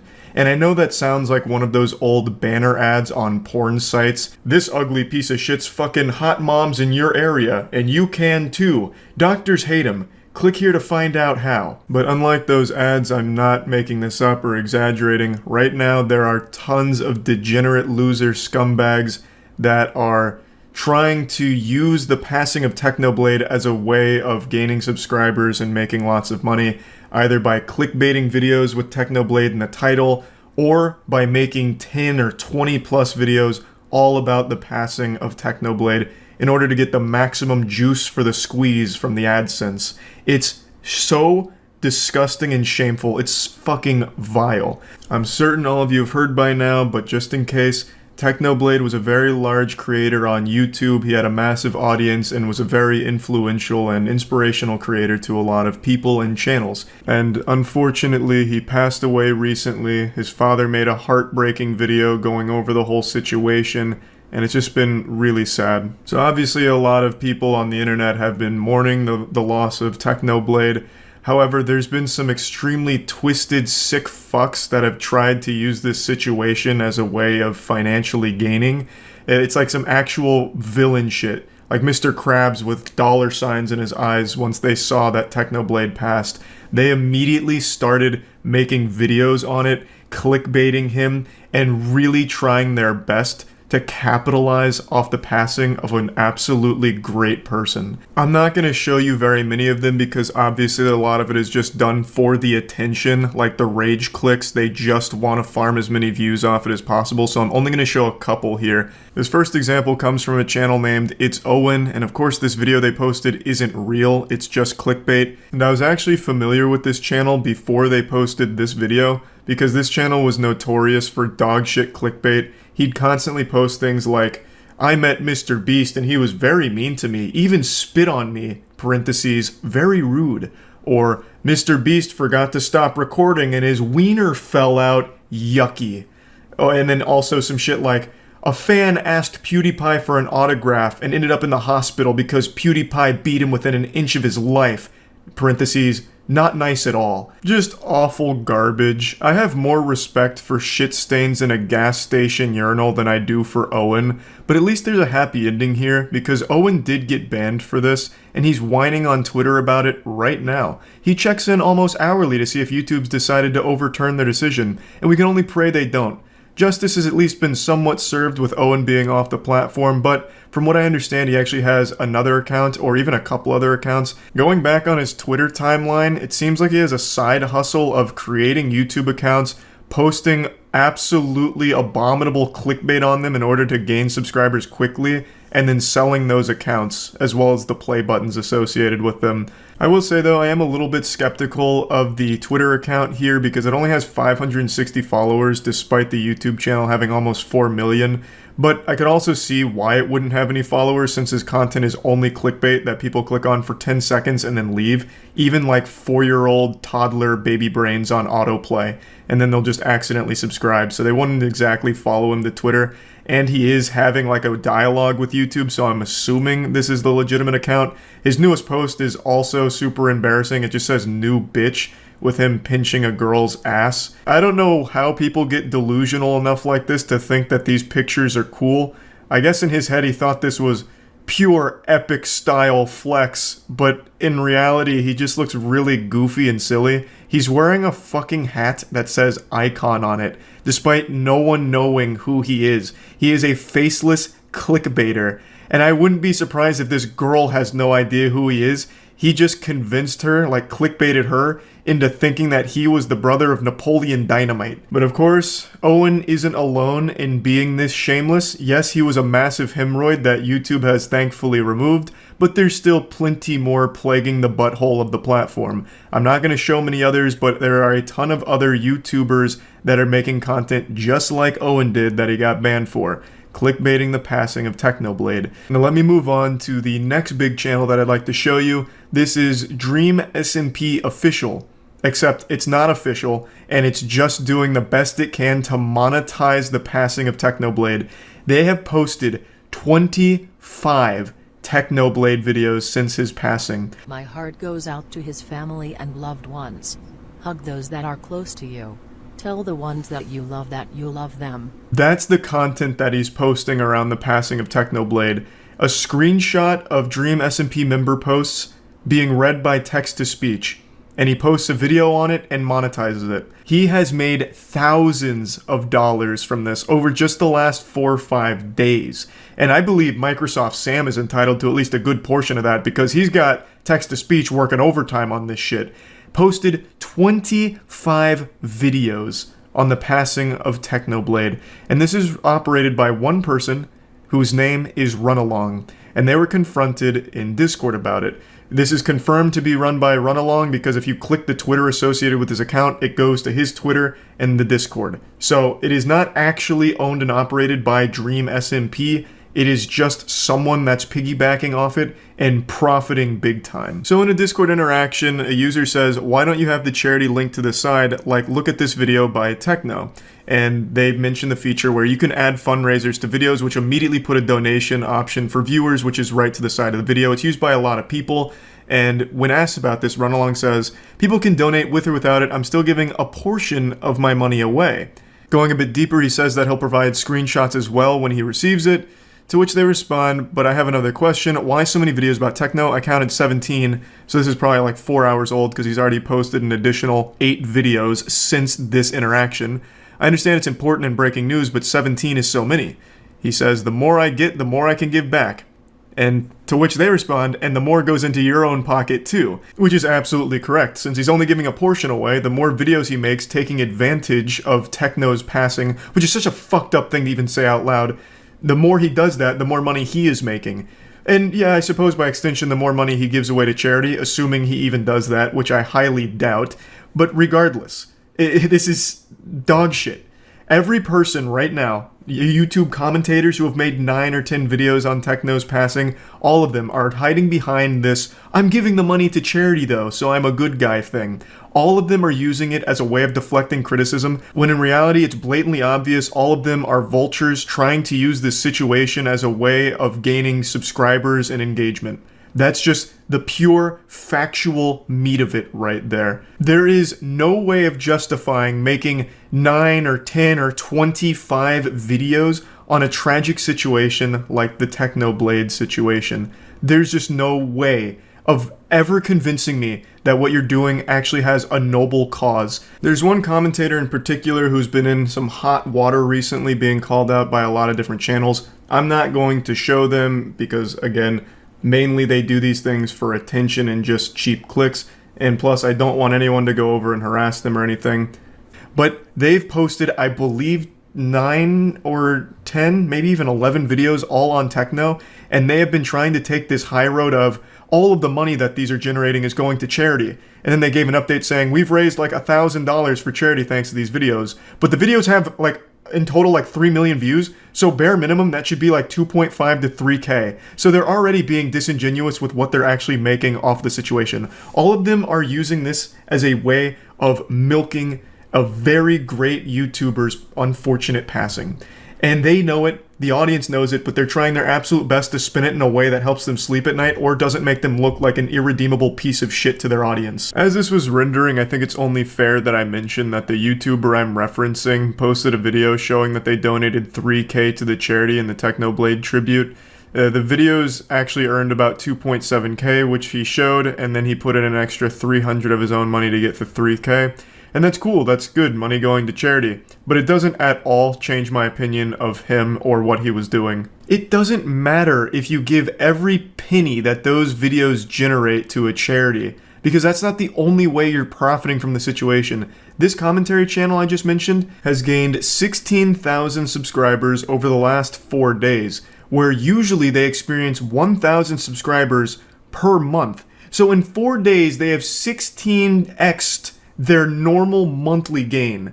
That's fucking wild. What are you gonna do? Start donating subscribers to a charity as well to make up for it? You're not the good guy, no matter how hard you pretend to be. It's more than just profiting like actual dollars from AdSense. You have gained so many subscribers off of this situation. And even if all of the videos were not monetized, like if all of the Dream SMP videos weren't monetized, all 25 of them had no monetization at all, same with the commentary videos, even if none of them were monetized, you are still directly putting your mouth on the teats of this and milking it and capitalizing off of it. It's always great to celebrate a donation to a good cause, but that doesn't mean you have to celebrate the person that did it. Now, I want to make it clear before things get mixed up here, I don't think there's anything wrong with making a video on Technoblade, like a tribute to Technoblade, talking about them, going over what they meant to you, as well as just the internet as a whole. I think all of that's very positive and wholesome and can be great. And donating the money that those videos make through AdSense to charity is even better. But there is never a situation where you're gonna do that 8, 9, 10 times genuinely. Like, there's just no reason for it. That's milking it. That's taking advantage of it for your own personal gain. There's being respectful, and then there's being shameful. And it's very clear where most of these fall. Videos like what I just showed you from Dream SMP, from Owen, as well as touched on from commentators, where it's exceeding like this crazy amount of content all surrounding a tragedy, that's absolutely milking it and being disrespectful. And while we're already on this topic, there's another really awful trend that I want to bring up in this same general ballpark, and this happens with every celebrity passing ever on YouTube. There's always going to be those children that come from loveless, broken homes that'll make a video talking about why it's a good thing the celebrities died, or summoning that dead celebrity at 3 a.m., or they're in hell, burning in hell, all of that awful, disgusting shit. That's unfortunately been happening with Technoblade, and a lot of people have been posting that content all around the internet, and people have been sharing it in order to go to the video and leave hate messages, and that's exactly what they want from you. The reason those videos get made is for those hate messages in the comments. They're done in order to get quick views from people that are outraged by the content. They're doing it as outrage bait to farm engagement that way. So the best thing to do with that is completely ignore it. That's existed for a few years now in like a big way, and it's probably going to continue to exist, and the only thing you can do is not go over there to give them any sort of attention at all. It'll eventually just die out once they realize no one gives a fuck about them. They're faceless, losers in real life, but online they can have some kind of presence by making people mad at them, and that attention is the only thing that gives them some level of comfort in life. It's sad, it's pathetic, but you have to just be strong enough to resist the temptation to insult them on the video, because by going to that video, giving them that view, giving them that comment, you're doing exactly what they want from you. So I just wanted to put that out there. I hate that shit, but you have to just ignore it. I think that covers pretty much everything I wanted to talk about today with this awful trend going around on YouTube. And yeah, that's really about it. So yep. I'm sure you've already heard the tragic news. You might still be in tears about it, and I'm not really here just to reopen the wound and pour salt in it, but I think it's important we talk about what's going on. Last night, Pokimane was banned from Twitch. She was banned for watching Avatar: The Last Airbender on stream, but she took it like a champ. She was making a joke about it, saying the Fire Nation attacked, but they're releasing her in 48 hours, so she got a 48-hour suspension for it. This DMCA was handed down by Viacom, the fucking boogeyman of the internet. You do not want to mess with Viacom. If you even think you accidentally saw a clip of something Viacom owns, make sure that you scrub everything. Call your fucking lawyers immediately, and make sure when you go to bed, you're sleeping on your back. You don't want to sleep on your stomach in that case, because Viacom will come in while you're asleep and fuck you in your ass. Viacom is ruthless with how it enforces its rules and its copyright. Viacom will go through your goddamn 8th grade report card, check your SAT scores, look for any parking violations you might have had, and they will just look for anything to slap you with and ruin your life over. They are truly relentless. You might not remember this, but back in 2007, Viacom sued YouTube for $1 billion. Viacom alleged that YouTube was engaging in brazen copyright violations where they were profiting off of their copyrighted work with all of these creators uploading their material, which is illegal.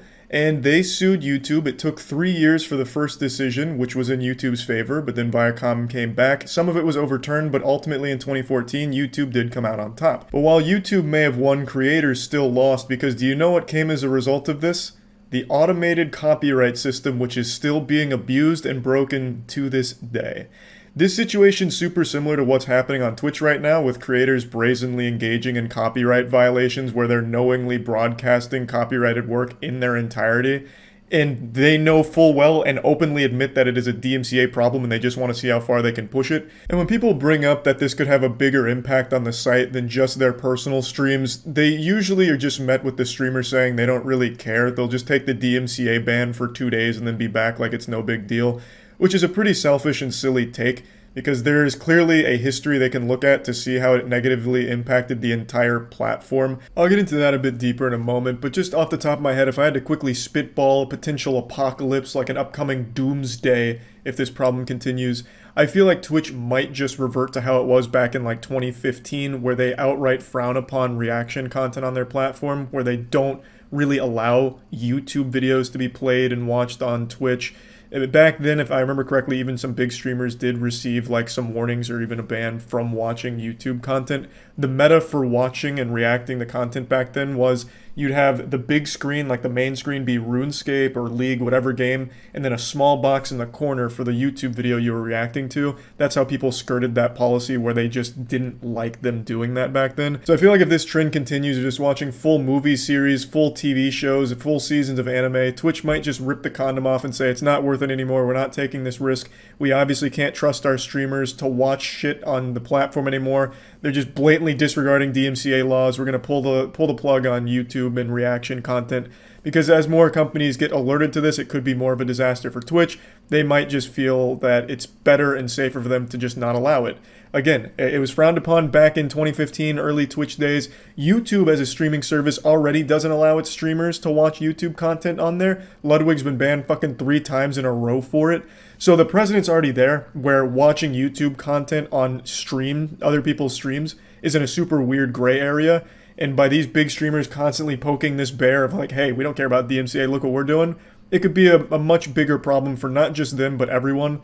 Because if Twitch does go this route and get rid of reacting to content, that hurts a lot more than just the top 20 biggest streamers. That's a big blow to like everyone who streams on the platform and does more than just gaming from time to time. Again, not saying that's going to happen, but I could definitely see it as a possibility.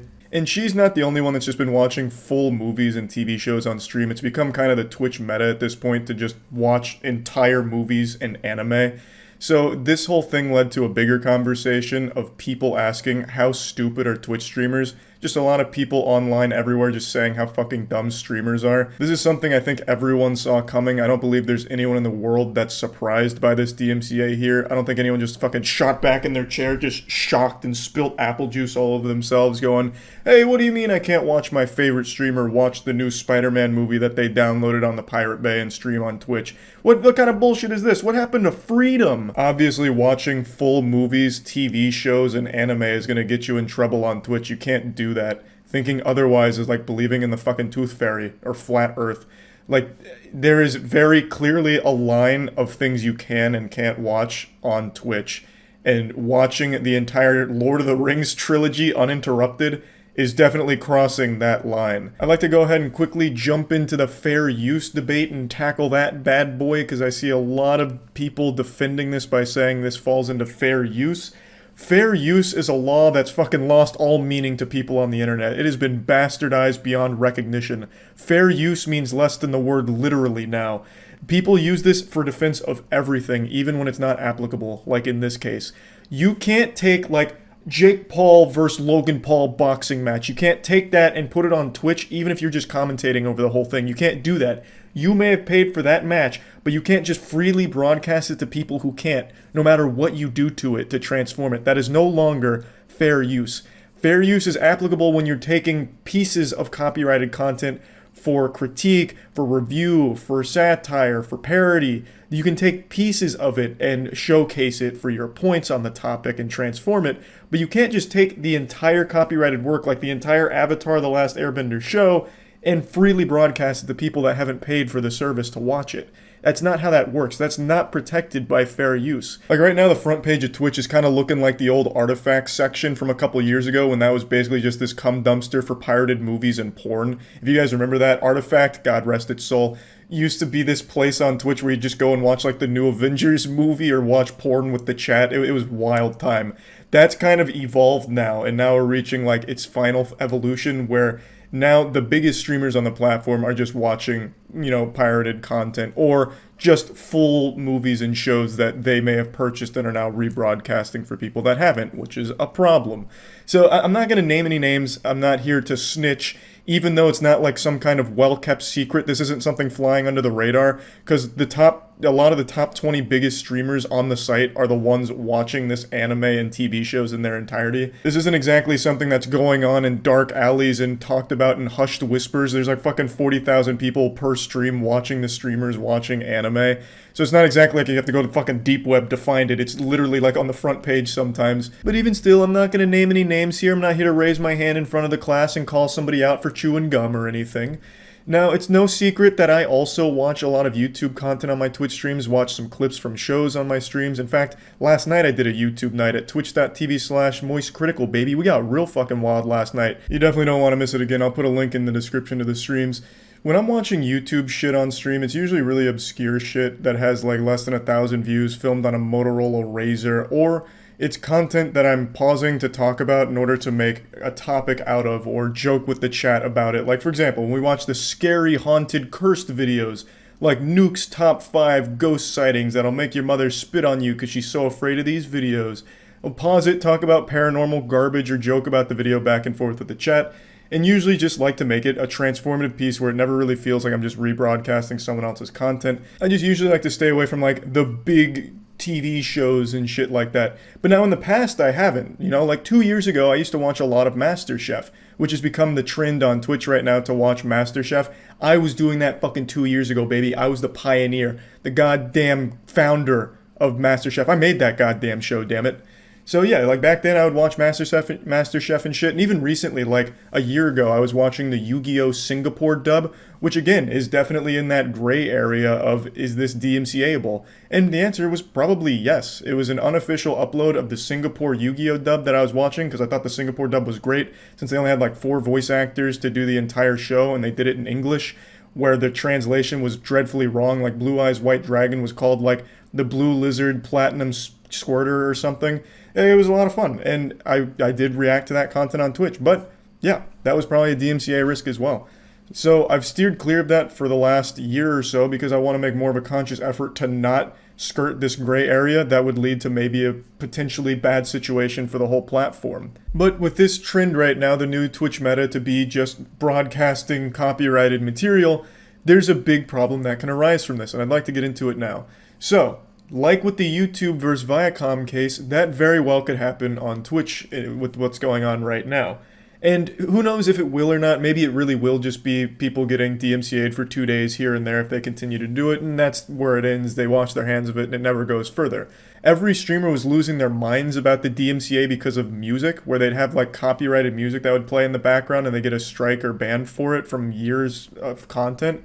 And people made such a big hoopla about it, like, this is unreal, this is so, we hate the DMCA, we don't ever want to mess with them, we're so afraid of them, so everyone deleted all their clips and scrubbed their VODs.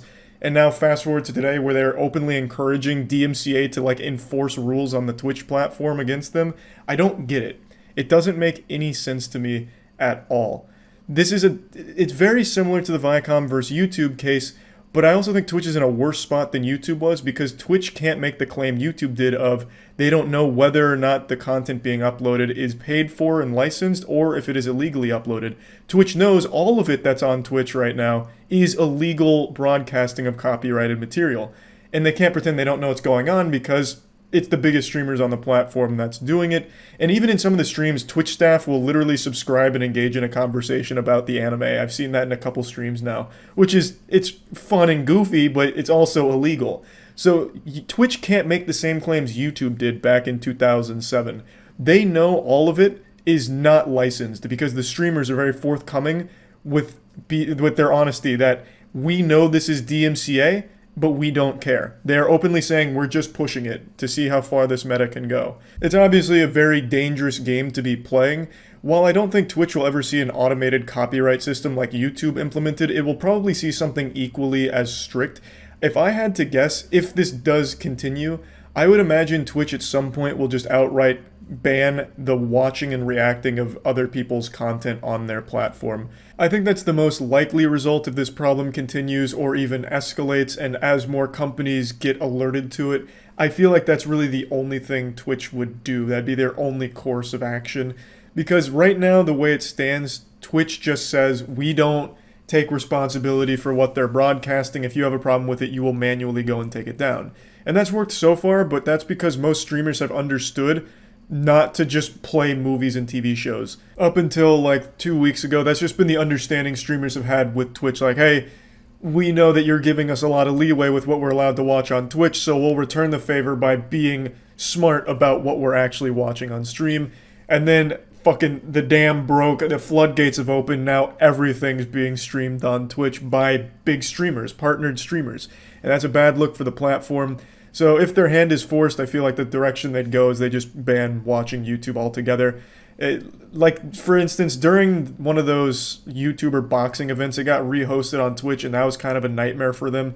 But they managed to get themselves out of that one, again, by saying, like, hey, we can't control everything here. And back then, the channels that were rehosting that material, which was illegal, those were small channels that were literally throwaway bot accounts, not your big partnered streamers. Now, if your big partnered streamers are doing this, now it's a lot more serious that Twitch has to be like, hey, we're going to probably need to do something or else we might face bigger consequences.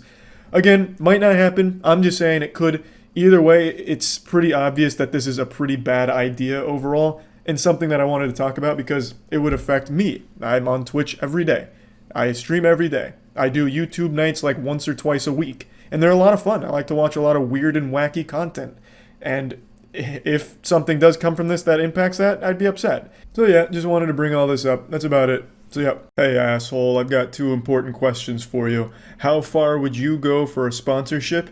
And how far would you go for YouTube views? Would you crash a plane? Would you commit a felony? Huh? If your answer to that question is no, then you're a pussy and a coward. Take it from my man Trevor, who recently possibly crashed his plane on purpose for the sake of a viral YouTube video, which was also a sponsorship deal. It's a pretty wild story and one that I've been following actively since the day it was posted, which was about 13 days ago now.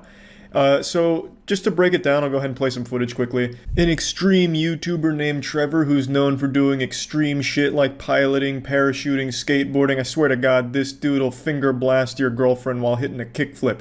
He recently posted a video called I Crashed My Plane, and in the video he takes his friend's ashes and says he's going to spread them over his favorite mountains, but while on the flight, something goes awry. The engine stalls and he immediately abandons ship and just bails out of the plane. It honestly looks like in a video game when you press the wrong button when piloting, you just like accidentally jump out.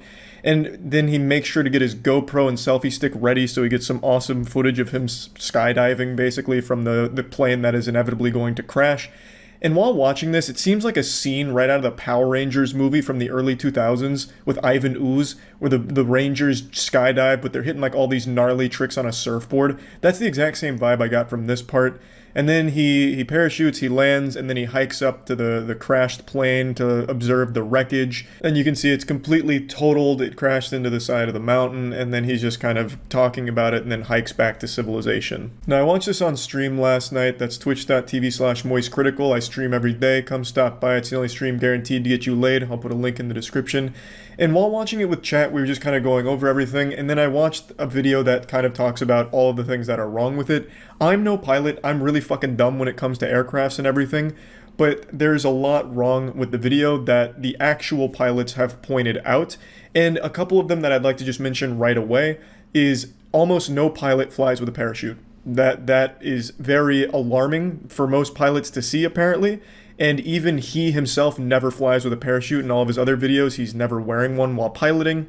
He also doesn't really try to do anything to solve the problem. When it stalls, it also stalls at a very convenient cruising altitude. And instead of trying to actually fix the problem, he just immediately bails out. And as another YouTuber pointed out, it's very suspicious that while something has gone wrong with the engine, we never see inside of the cockpit. All the cameras, like there's 12 cameras on this fucking thing. It's like a goddamn complete 360 video basically of all the camera coverage, but not a single time while the engine is apparently malfunctioning do we see anything in the cockpit. We only get the outside exterior shots of him about to jump out. So that was another very suspicious thing. A couple other pilots pointed out weird things that they noticed in the cockpit itself before everything goes wrong, and just so many things that make this video very suspicious. Seeing the YouTuber who crashed the plane for views? Yeah! I actually saw that the day he posted it. Someone sent me it in an email. Yeah, his name's Trevor Jacobs, the guy who crashed this plane. He still got it up, too. Oh, he turned off comments. You coward. Oh, you blew it, Trevor. You blew it. Yeah, so this dude... I mean, I'll let it play. Thanks for some bees.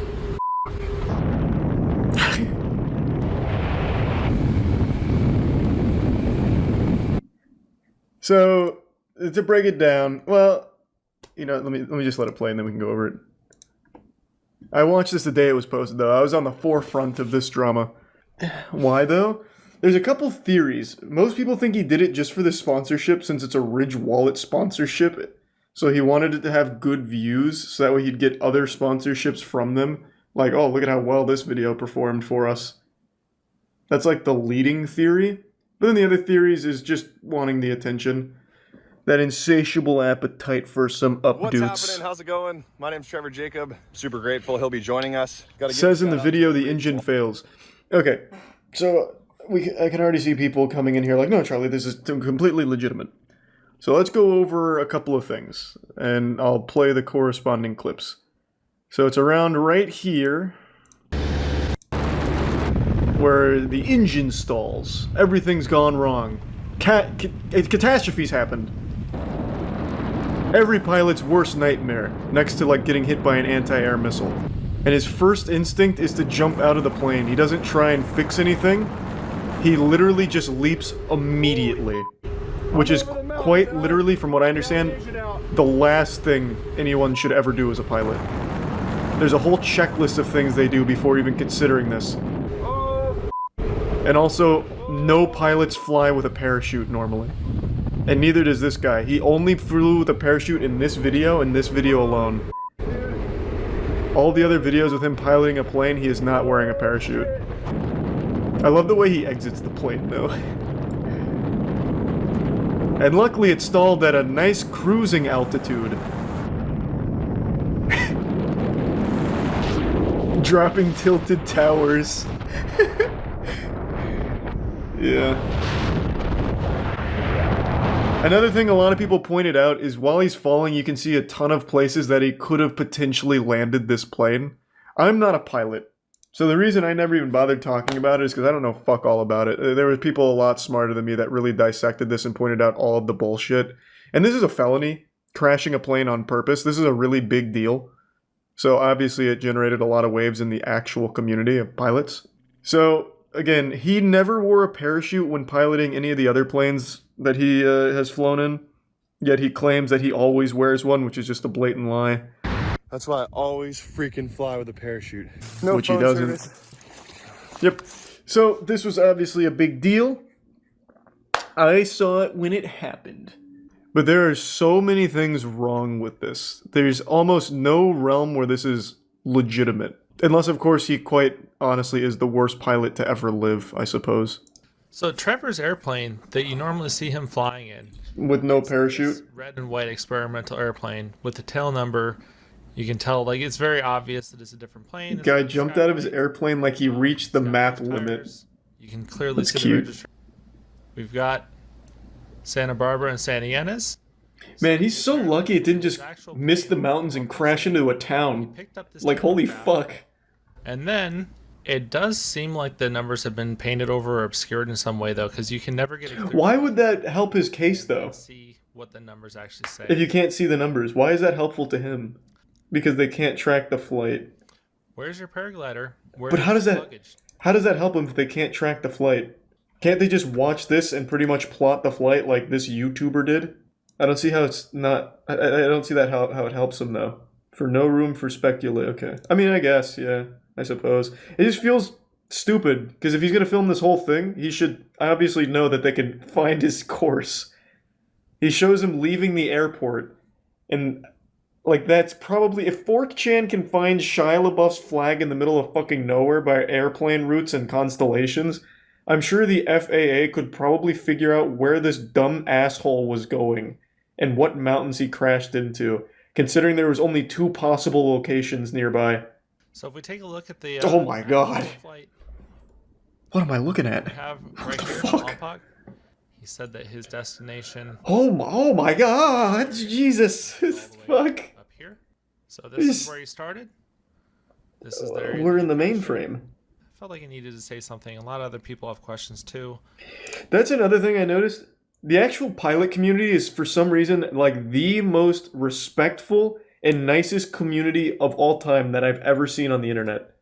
Like, in the comments before you disabled them, all the pilots that knew this was bullshit, they were like, well, there's a lot of inconsistencies with what I'm seeing here. I'd like to trust you, and you know what, I think against my better judgment I will, but here's everything that's clearly wrong about everything here. And even this guy's video, which is basically an exposed video, amounts to him just saying, like, yeah, we'll give him the benefit of the doubt. It's probably just, you know, about a lot of weird things happening. Yeah, plain people just seem super nice. And this exposed video is so big brain, I couldn't even understand half of the things he used to debunk the bullshit. For me, I knew it was garbage when someone sent it to me, and the first thing the dude did was just bail out of the plane like it was fucking GTA. He tried no troubleshooting at all from a cruising altitude where he had plenty of time to at least try and like restart the engine or like glide it to a landing nearby or anything. He's just like, yep, I'm fucking out. Peace.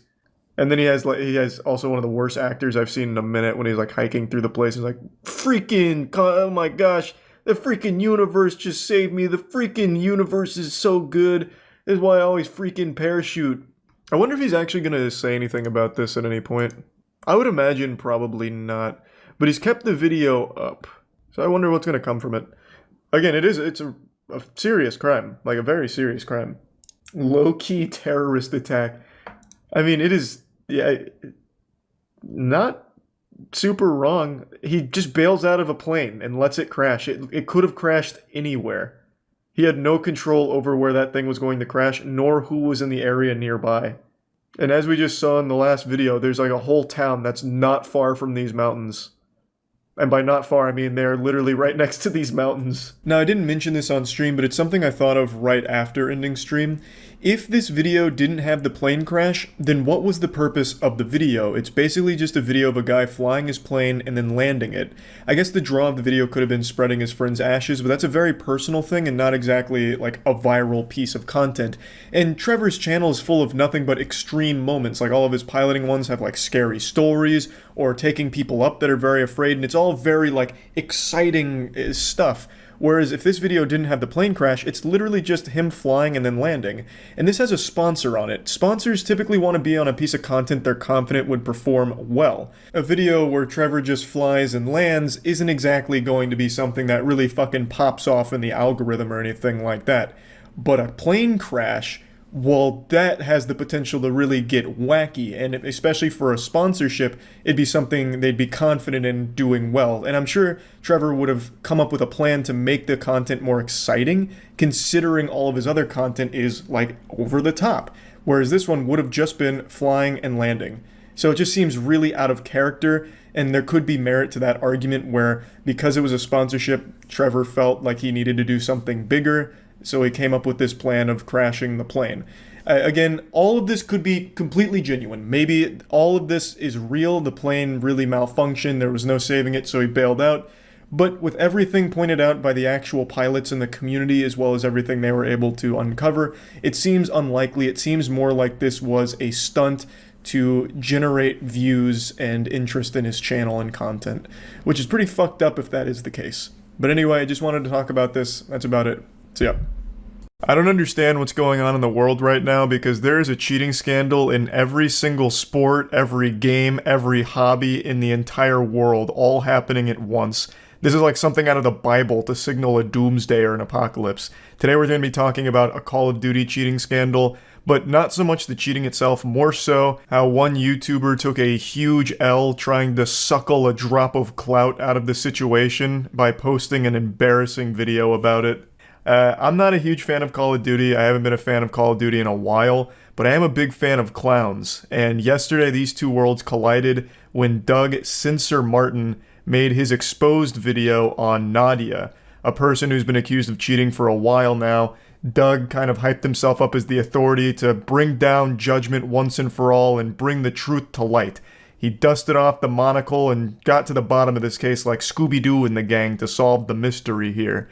But unfortunately, he posted turbo cringe on main, and as a result, the entire community's been dunking on him and he's caught more shit than a latrine. It would have been less reputationally damaging if he posted his own sex tape on his channel. Would have been a lot less embarrassing. Now let me just go ahead and break down the situation here to bring you all up to speed, since I'm sure a lot of you don't know exactly what I'm talking about. Right now, there is a massive Call of Duty streamer named Nadia. She mainly plays Warzone, Rebirth Island, and she's massive. And she's had a ton of cheating allegations against her for quite a long time now. A lot of people analyzing and going over very suspicious and odd moments from her streams, as well as some peculiar things that have popped up in terms of like aim locking and tracking and shit like that. As well as recently she went to a LAN tournament and didn't perform super well. She went like 4-15 in one of the bigger matches. So people were confused on why she plays so well at home where she's dropping like 50 bombs and absolutely spanking people versus on LAN where she goes and just doesn't do super well. So there's just been a lot of videos breaking down and analyzing suspicious moments from her streams and explaining that there's a chance she's cheating, though nothing's 100% proven as of right now. But it is a very peculiar situation, one that I'm not super familiar with, so one that I'm not going to opine on heavily, but that's the gist of it in a nutshell. And Doug Censor Martin stepped into the spotlight to try and be the authority on whether or not she truly is cheating. And this backfired on him terribly. So yeah, I'm not really here to talk too much about the possible cheating itself. I'm just here to laugh at this awful video Doug made. Even if it's confirmed Nadia's cheating, like right now, if she goes live and just admits, I'm a cheater, here's the proof, I would still say Doug Censor Martin took the bigger L in this situation. Also, he really hyped the shit out of this for days, like on Twitter and everything, making very bold posts about the impact this video is going to have and how he was taking it so seriously and researching it thoroughly. And man, that aged terribly.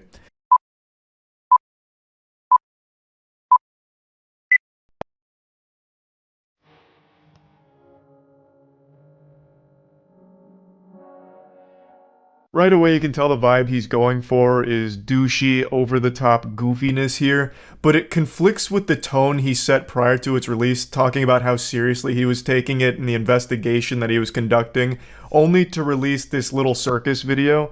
So immediately people were pretty turned off just from the intro alone.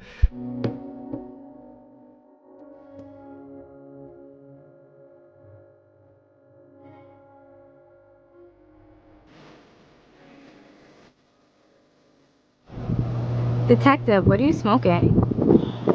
The Nadia pack. Wait, isn't that your $1 million Armani suit? Just buy another one. Behold, the comedic stylings of Doug.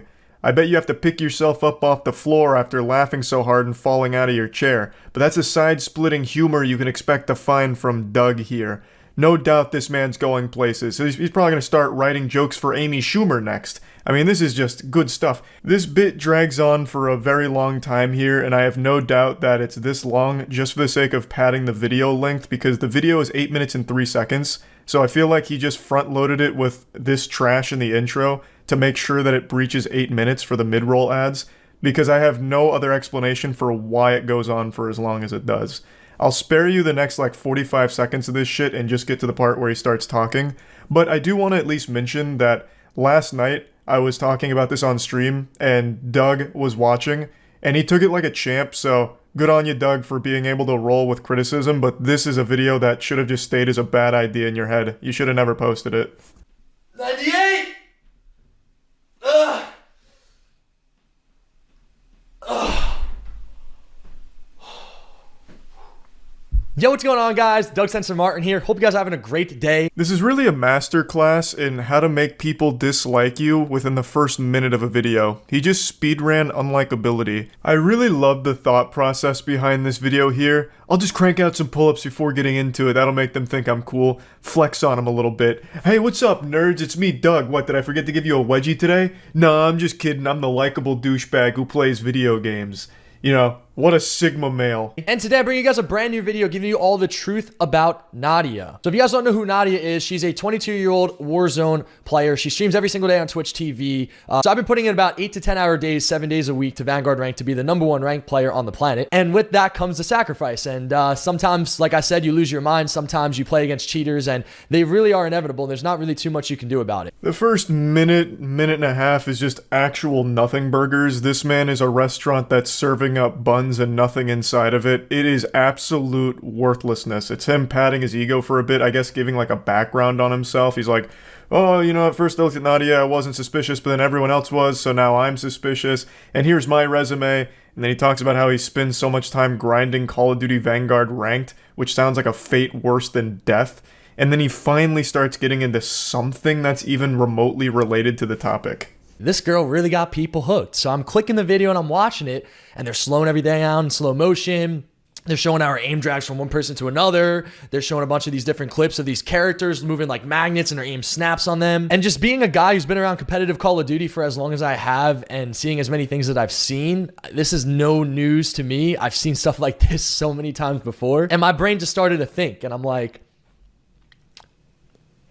let me look a little bit more into Nadia. We are 4 minutes and 33 seconds into this video and he has still done absolutely fucking nothing. Silence would have been more productive than everything he's said so far. If he had spread his own asshole like Goatsy for 4 minutes and 33 seconds, I feel like I would have got more information out of that than what I've watched so far. We are over halfway done with the video and he has done and said nothing. I thought acting was my passion, but now it's really gaming. I do love acting, but gaming is where I'm at right now. So when she said this live, I was actually in my hot tub watching because I'm friends with Jake and I like him. Let me watch this interview. Let me see who this girl is and what she's all about. And when I saw that and I heard that, everything really started to click to me. This is his first of only 3 loose points. I can't even call them actual points because he doesn't even make any arguments against Nadia or to prove she's cheating, because this, what he's showing, everything he shows here isn't evidence. He just pulls up random TikTok clips of her talking about acting. He doesn't even go into like the actual cheating allegations. he just talks about her being bad at acting for some reason. Like that's what he like focuses on. That's the smoking gun. Ah, so she's bad at acting. Probably a cheater as well then. I was super let down by this video, as I'm sure everyone else was, because he had put so much hype behind it, talking about how thorough and how serious this video was going to be. And I'm a little goblin that's drawn to internet drama like a moth to a flame, so I was finally going to get caught up to speed on some fresh drama that I wasn't super familiar with, and I thought Doug would be the one to deliver all of the information as well as pretty impressive evidence on a video. But he didn't do any of that. Instead, he released this stinker and then has claimed it was all just an elaborate troll, which to me just sounds like desperation and cope. Like, no, this video actually was a troll from the start. But even if that is the case, it's still poorly done. It's still bad. The video itself isn't entertaining, even as like a satirical piece or a joke. It's just not good no matter how you spin it. It's simple. I just hack into the Call of Duty servers, so there's a playlist that gets me only low KD lobbies. Rerith QA bot, turn me up, chat. Turn me up, turn me up. Oh my God, turn me up. You clearly tell this is some bad acting, and not for nothing. This whole turn me up, turn me up. Can we please, I don't care who started this. I don't care. Can we leave this in 2022? Just somebody come up with something new and creative, anything. But the whole turn me up, yeah. This buffoon's over here mauling over 3 words. It's not that deep. It's not a big deal. And also, what does it have to do with anything about the cheating accusations you're supposed to be tackling? So Nadia really leans into all the cheating stuff and treats it like a meme and a joke, so she'll be very sarcastic with it, talk about how she's like cheating sarcastically and shit like that. And Doug is critiquing her acting about it and being upset that she says, turn me up. I just don't even get what he's trying to say here. Maybe it's too galaxy brain for me to comprehend. I just can't wrap my little reptile brain around it. It just seems like he finds her annoying, so he's just calling her annoying like a child would. You could go down a rabbit hole just searching this girl's name, but there's one thing that really stands out. I played Black Ops 1. Black Ops 2. Hey, you don't need to hug me. I get So it. dolphin. Chat, what is dolphin diving? Like, how do I do it? Okay, so Nadia, check this out. I know you work out and you're in good shape. This is how you do the dolphin dive. Ow, fuck. All jokes aside, this video is about showing the truth of Nadia. All jokes aside, what jokes? All 0 of them that you've told so far?